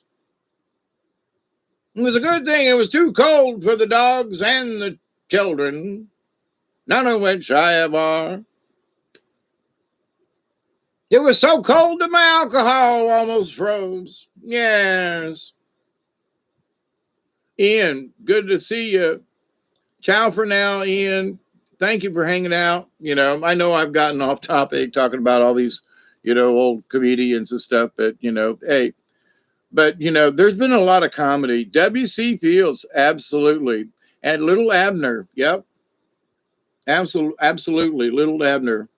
For those folks, if you listen to some of the old radio programs, I mean, you can go on Pandora and some of these other things on Roku or whatever, and you can find these old radio stations. And if you've never listened to them before, pick out a couple, and you'd be surprised at the talent, the voice talent. And they used to perform in front of a live audience there in the radio studio. So it was sort of like a radio play in front of people. So the reactions of the audience are, you can't see what's going on, but the audience sitting there can. And there might have been 20 or 30 people. It was a small audience, but it was live on radio. So, yeah, later, Ian. So, and blessings and have a great day, So, but anyway, so coming up on the 20, just to hang out with you that much longer. And then I'm going to go outside and see where the moon is in relationship to the house and to the trees. It's been real interesting. All of a sudden, the sun showed up on my floor, and it's supposed to, but it showed up like way onto the floor today, where it should be just coming in my window. It's on the floor, not just on the windowsill. And it went from not being there at all to being way inside the room and then backed up again. So whatever wobbling's going on, it's like we're going through it on a continuous basis. We're kind of sitting here doing this number, So, the earth is rocking and rolling like a drunkard. So that's in the Bible somewhere. But anyway, look, to kind of wrap up what I was talking about, it's 5:15, almost 5:20. Good time to say good morning and good night and good evening to all y'all.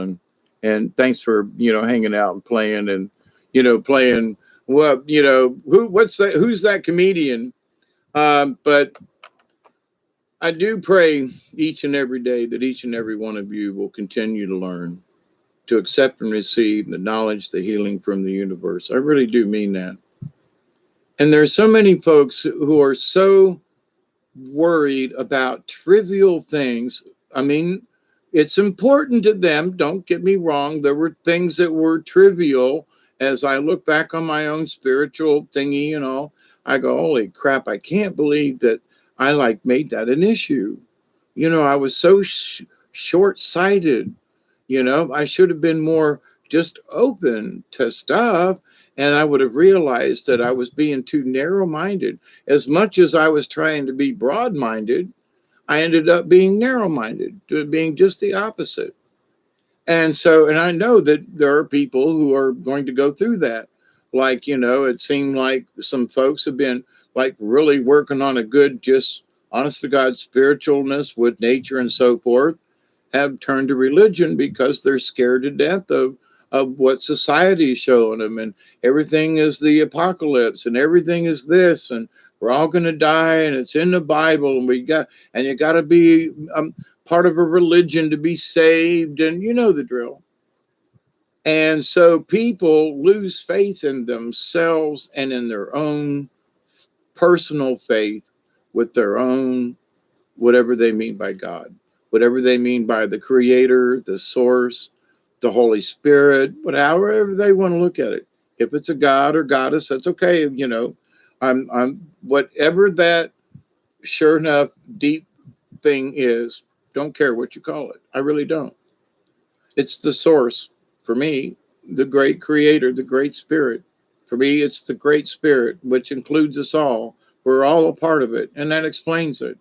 And it doesn't, for me, you don't need to go into try to explain it. It's the great spirit. And we're all part of it. What's hard about that? Well, what do you mean? It's a great spirit. It's a great spirit of all things. And we're all included. And what we do does affect it. But is there a God that's judging over every individual thing that's going on? Entities don't have that kind of time unless they're really special entities. Okay. For me, I'm sitting down here in the woods. Maybe you are more special than me.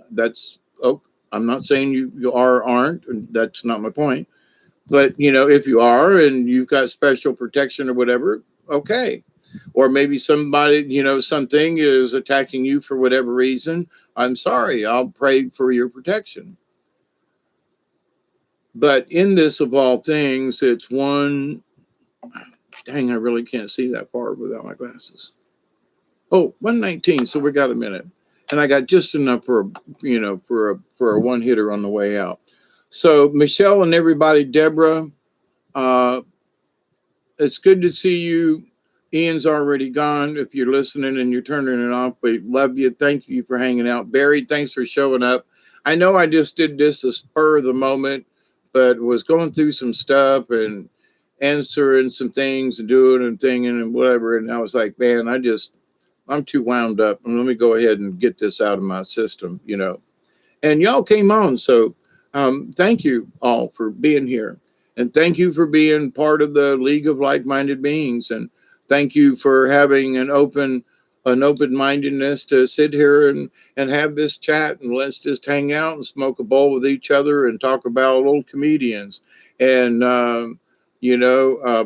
Miss Pearl, if you're still there and haven't fallen asleep and dropped out on us, we love you. Thank you always for your participation and your absolutely wonderfully strange sense of humor. I love it, And Michelle, you too, all of y'all, throw in some really nice comments. So it's really fun for me to hang out with y'all. 5:20 in the morning, it's 4:20 somewhere, like, here at my house, actually, because I don't move my clocks forward. I finally put a battery in that clock in the kitchen. Pathetic.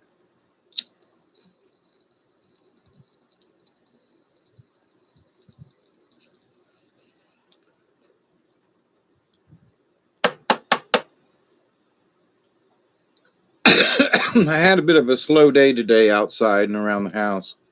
So I didn't get as much done as I kind of would have liked to, but The humidity was just absolutely horrendous today.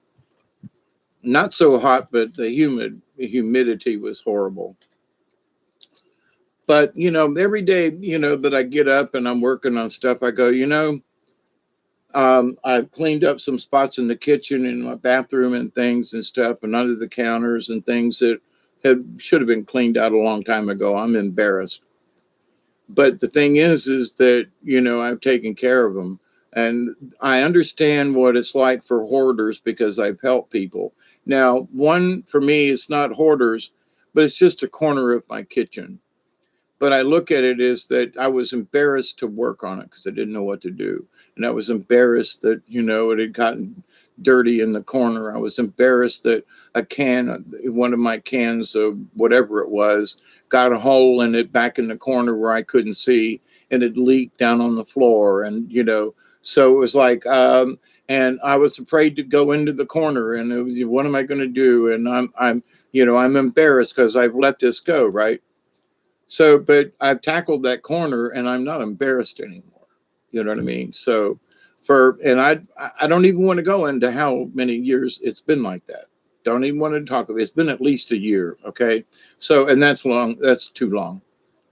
So something I was going to take care of and I put here and then I put there. And then all of a sudden it's lived there and other things have happened. And I didn't know that a can had busted, but that's where like an odd smell I couldn't figure out. It's also may be that the ants are coming up in the middle of my house and a crack in the cement because there was evidence. Oh my God. So, but it's cleaned out now and I've scrubbed it and I've sprayed it. I've cleaned off the shelves and the cans and rearranged. I've thrown some things away. So why am I saying this? It's like, there are some days you don't feel like you've accomplished anything. And then there are some days, all of a sudden, whatever motivates you, like for me, I've said, okay, enough's enough. Whatever that is in me that I said, I'm not doing this. And I think about my other friends who have my age that have really gone into decline. I've got under the counters here, but I've got stuff stored like, an extra gallon of lemon ammonia, and an extra gallon of vinegar and an extra gallon of this and some dishwashing liquids and some vinegar and, but I've got some old pair of shoes and a thing and some other stuff that really need to be thrown away. So it needs to be condensed. Not that it's a mess, but it's in disarray. And I haven't taken everything out and cleaned the floor and mopped and scrubbed into there and it's back in the corner like behind. So, but it just needs to be done. So the fact that I'm actually getting to it and throwing things away, for me, it's I've been so nonchalant about some of these things for so long. Whatever is helping to drive me to say, okay, I'm finally gonna take care of this. It's only a corner. It's only a little thing, but I'm going to take care of that corner. And after you do one corner or this corner or that corner, so whatever it is your chore is that you may be dreading or hard to work on or can't make a decision. I looked down here the other day and I said, I know there's stuff I need to throw away, but there's stuff that really, I really don't want to throw away, but it can't stay here. So I've got to go outside and clean out the bus, which is where I had intended all of these things in here to go. So I need to stop worrying about moving this stuff down here and seriously worry about getting the bus cleaned out the way it should be. So I will have a place to put this stuff. It's a lot of electronic things and stuff and, and some battery packs and stuff. I really don't want to throw it away because at some point I could see where that electronically and components and stuff would be useful to me, but not here in the house. It's got to go. So I fretted over not being able to move anything. So instead I said, well, if I can't move anything there, then I still have to make arrangements to move my kitchen because I finished the porch and the thing. And the whole idea is to move my kitchen down here. I've got a steel sink and a stand component if I only had a place to put it. But with all the stuff down here in the kitchen the way it is, I can't have it. I can't bring it in, and within the next month or so, being outside, I've got a free opportunity to have it. Smoke if you got them.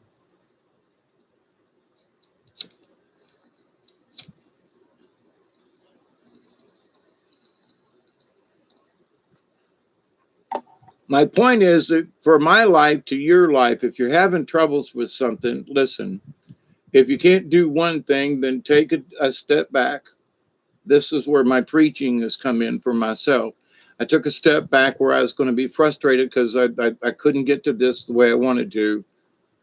But there was something else I could do, and that was to go over there and tackle that corner finally, and to tackle this thing over here, and to say, okay, it's only this little bit of shelf or whatever, but I put all of my olive oil together on one shelf, and to find out, wow, I've got a pretty good decent amount of it. But there are reasons to have oil for me. Is that you can make an oil lamp, you can fry things, a lot of stuff you can do with oil. Peanut oil is good for, and so is olive oil as far as a rub on joints and things and stuff like that. So, but anyway, I don't use bacon grease or anything like to cook my stuff in. So, olive oil is primarily in peanut oil, very little corn oil. I stay away from sunflower oil is good, but it's very light, and you have to be very careful when you're frying with it. But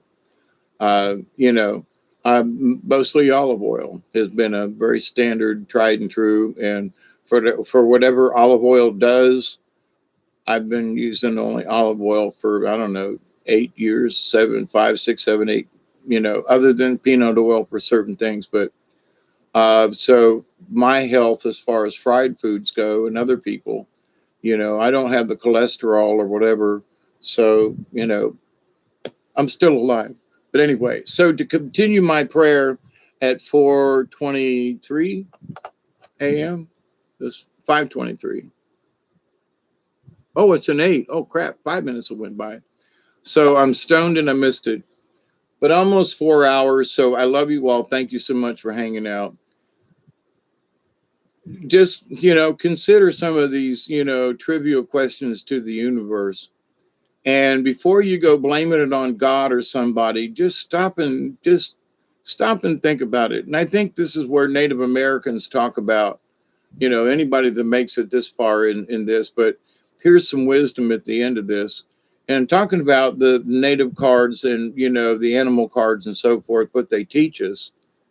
And my humble opinion in reading them and seeing how this is, how things go at times.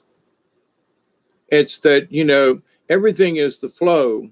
But when you're connected to the Great Spirit, then all things matter, and there are times when it's necessary to be the fox and to be camouflaged.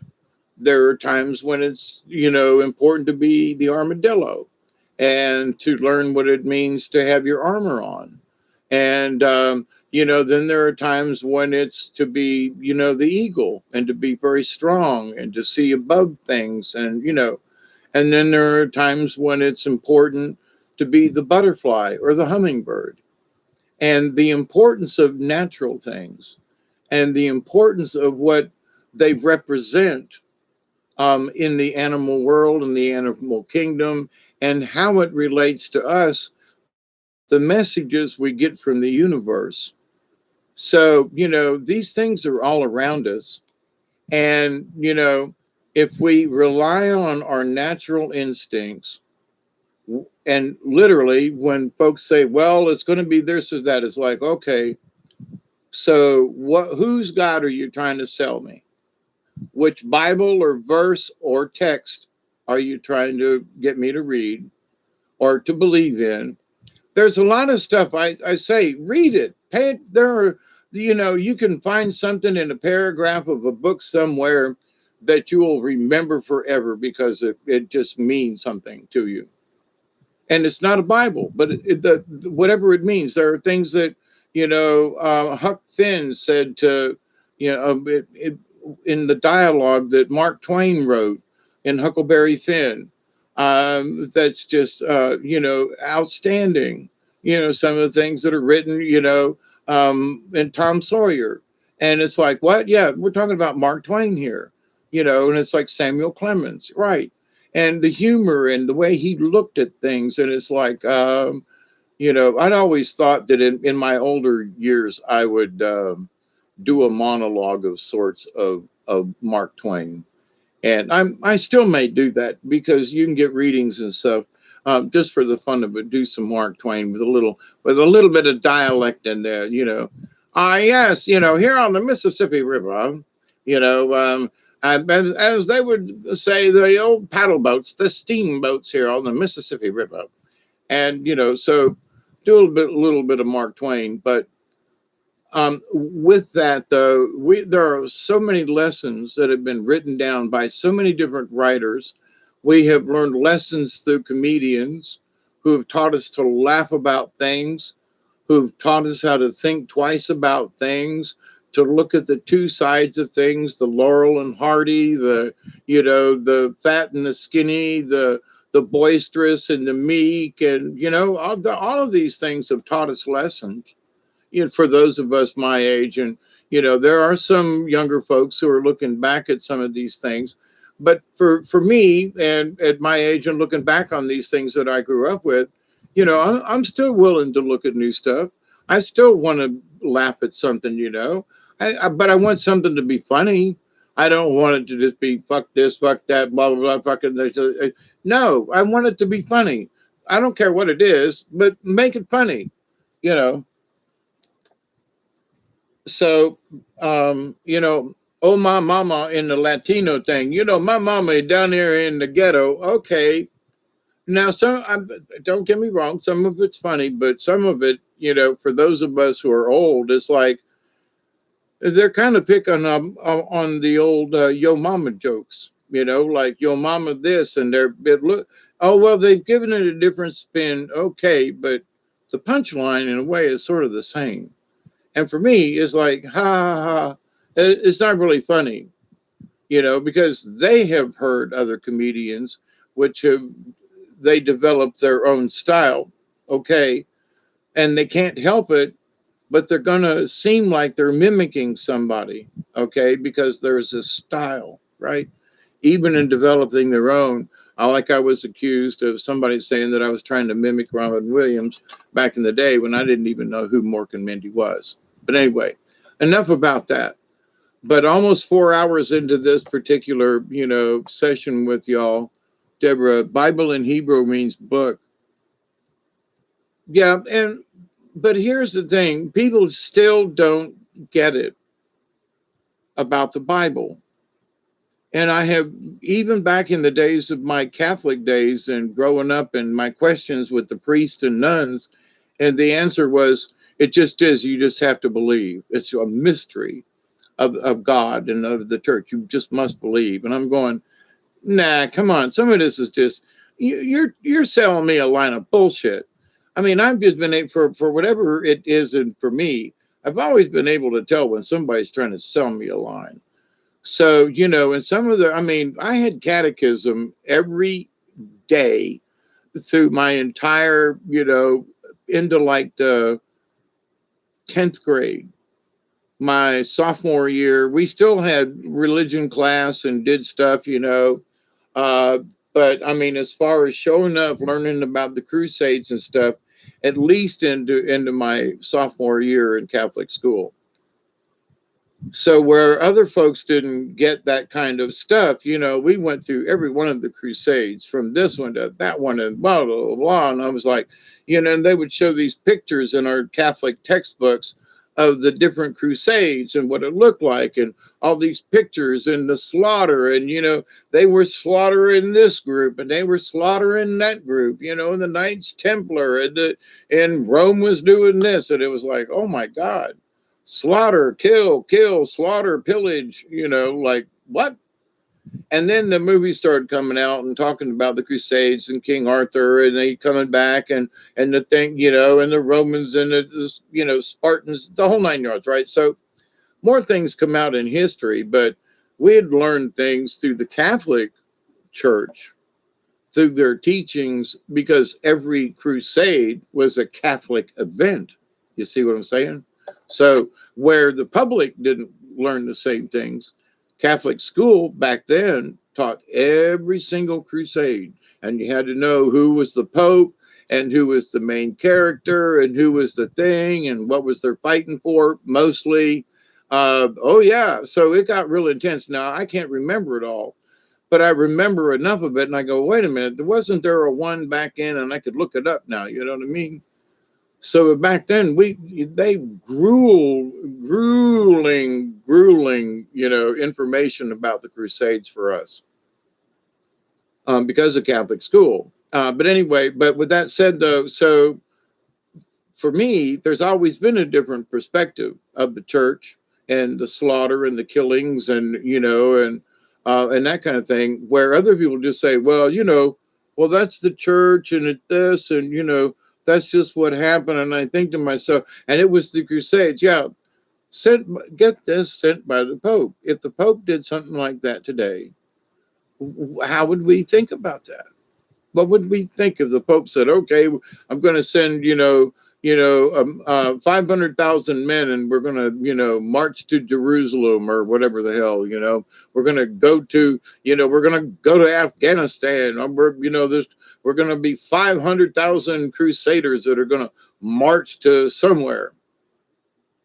Really? Think about it. That's what happened back then, right? So, but that's a perspective. And I say anybody that wants to join that organization after all the bullshit they put through, okie dokie, the history. Well, they've learned. No, yeah, they've learned how to be smarter about it. They've learned how to do this and that undercover. Like, for example, I've talked about the Jesuits. The Roman Catholics threw the Jesuits out of the church, barred them back 200-300 years ago, more like 300 or maybe 400 years ago, told them to get out. And so, but who is the Pope, acting Pope for the moment? It's a Jesuit, which is against Catholic, if you would follow, it's against Catholic principle to have a Jesuit in there at all, because they threw him out. So what's he doing back in as the Pope? So there's some big time shenanigans. Lincoln said in at least one of his letters that if the Jesuits had stayed, had kept their nose out of the Civil War, there quite possibly never would have been a war. There would have never been a Civil War, because the Jesuits kept interfering and whatever. So, I mean, even Lincoln knew about it and how the Jesuits have infiltrated.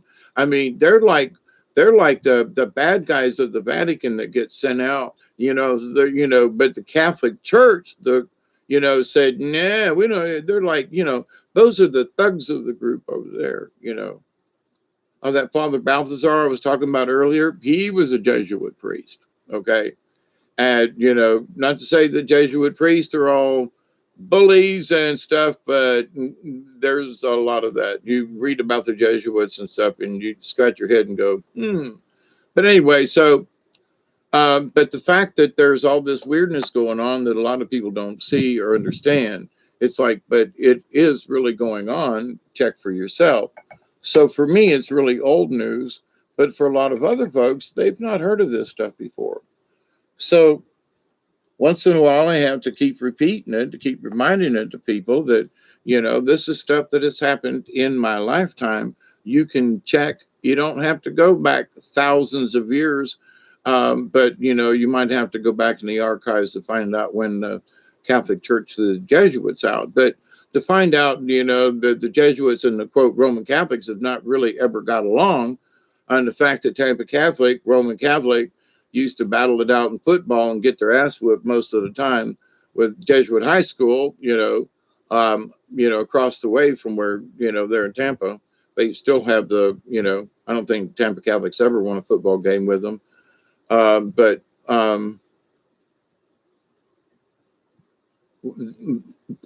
for some of us, they got to be known as some really mean and hard, like really kind of brutal, a little bit nastier, played, nasty, hard football's one thing, but nasty football's another. It just, especially when it wasn't necessary, like roughing the passer and stuff. I mean, just,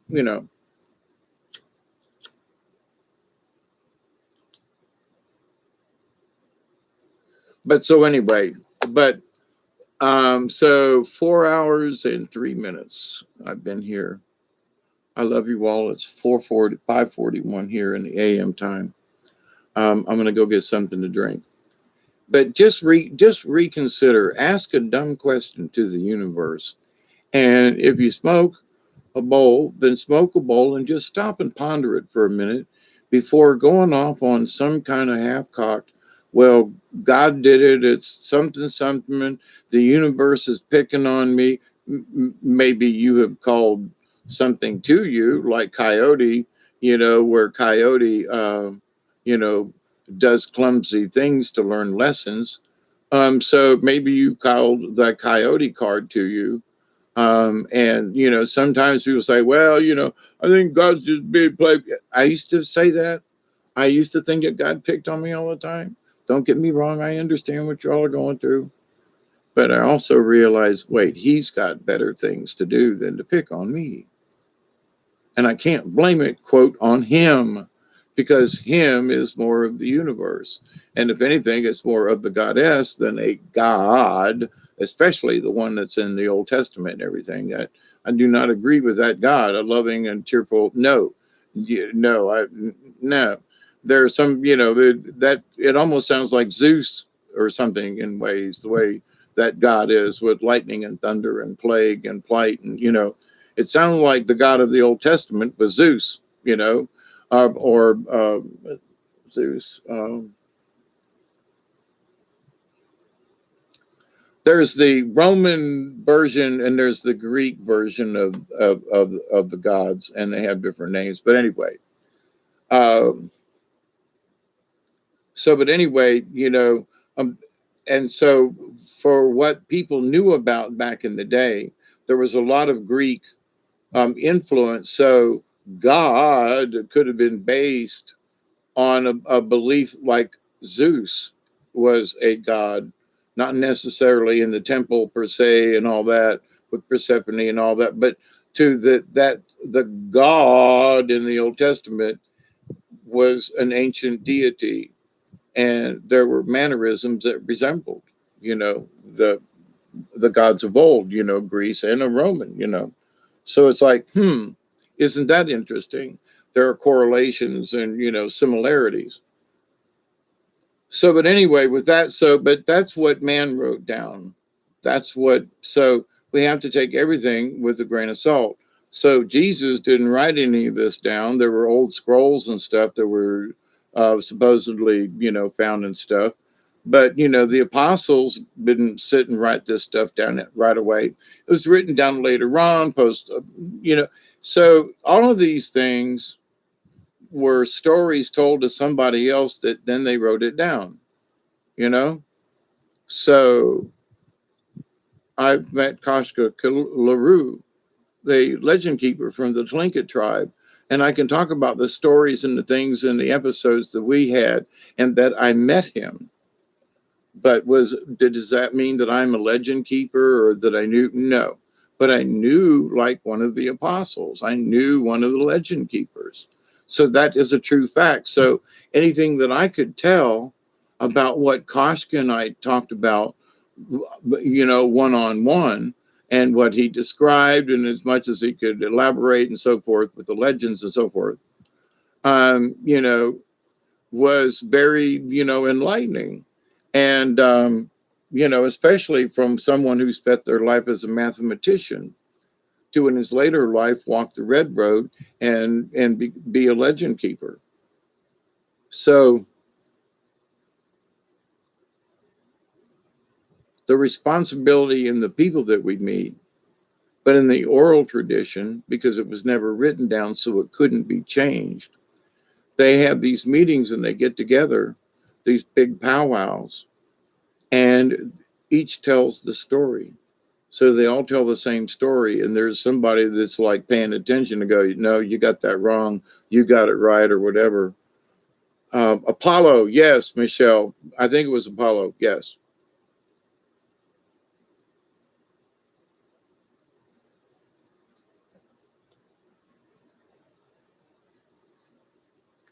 The Romans named a lot of stuff after planets and Mars and Venus and stuff, and the Greeks were Aphrodite and Ulysses and Hermes and that kind of thing.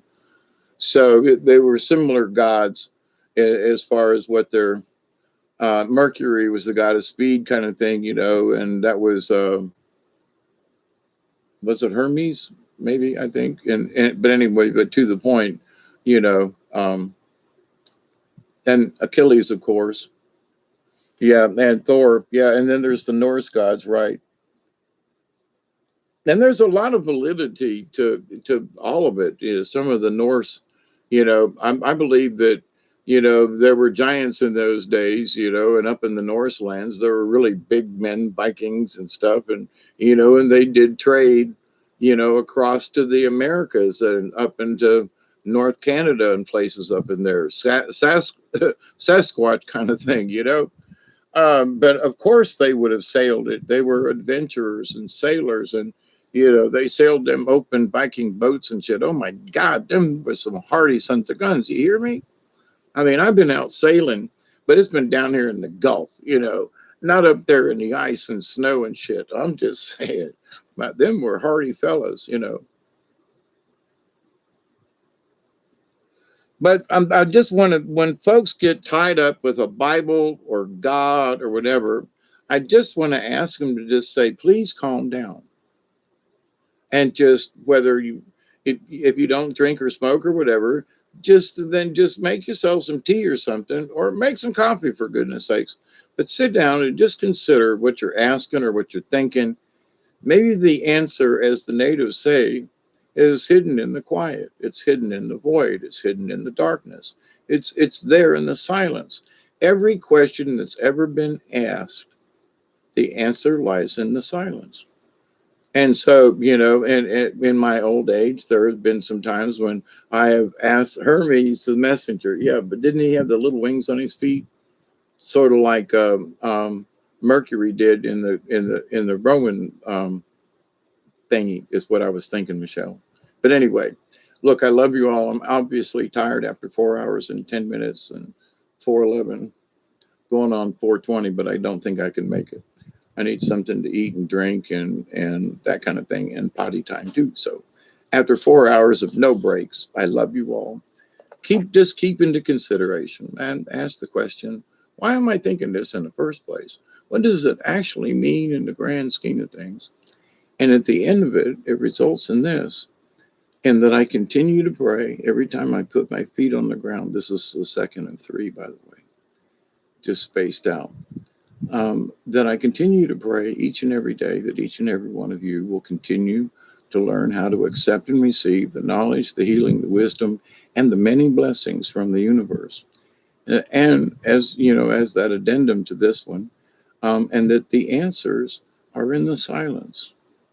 So ask a silly question to the universe, and it might come back to you. That was a silly question.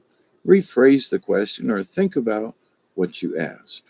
Just stop and think about it, and where it is in the big picture. If you're focused on it's a church, it's a Bible, it's the word of somebody that'll save you, then I'm still going to pray for you, and I'm still going to say we're still members of the league, because we all do want to be peaceable people. But some people, I've said this for a long time, some people need religion to feel comfortable that they are saved. And we're already saved. We've been saved. The only thing that deems us unworthy are the churches. Think about that one. The only ones who call us sinners are the churches. Have I broken any major laws or anything? No, but I haven't gone to church, so I broke a commandment. Have I kept holy the Lord's day? I think every day is holy. Okay. But, have I gone by what the church says? No. So therefore, I have sinned. I have broken the commandments, quote, of God. But actually, they're more commandments of a religion than it is if you follow the one rule. Have I recently, in the last 10 years, intentionally hurt anyone or done anything? The answer is no. I've tried my best to try to help people and do things and went out of my way. I've tried my best to try to help other people in whatever it is, their quest or whatever their journey is. And however it's worked out, I'm still here in my place. I'm still cleaning up. I'm still I know I've gotten into, phases and attitudes, and my answer is this: regardless of what it is, whether it's a small spot in the kitchen corner or something bigger, you can deal with it. Make up your mind and just, get her done. So in that law of three, which is always important to you and me, I continue to pray each and every day that each and every one of you will continue to learn to accept, receive the knowledge, the healing, the wisdom, and the many, many, many blessings from the universe. And as that addendum, and that you continue to learn how to reject those things which are meaningless in your life. And the end of this particular session is very calmly, is think about what you're asking of the universe and whether or not God in particular has any particular shown of vengeance upon you alone as an individual. There may be demons or other entities or other things, but please stop blaming it all on God, whoever or whatever you may think it is. Lots of other stuff going on in the universe. And sometimes, just like Coyote, we stumble and fall so that we learn lessons. And it has nothing to do with the Creator or God at all. It's sort of our own doing and maybe our own undoing. But, it seems that humans need a scapegoat, and God seems to be the one to blame it on. So, my friends, have a great Tuesday. Be blessed the rest of the week, and always, be safe. And from South Georgia, as always, TTFN for now. And we love you. Thank you, Bob. Cheers, everybody. Please be safe, and have faith in yourself and what you believe in, and not what other people say you should believe in. Okay, so have a great day. Michelle and everybody, Elderberry, Deborah, anybody else still hanging out right now. I love you. Thank you. Till next time. Adios.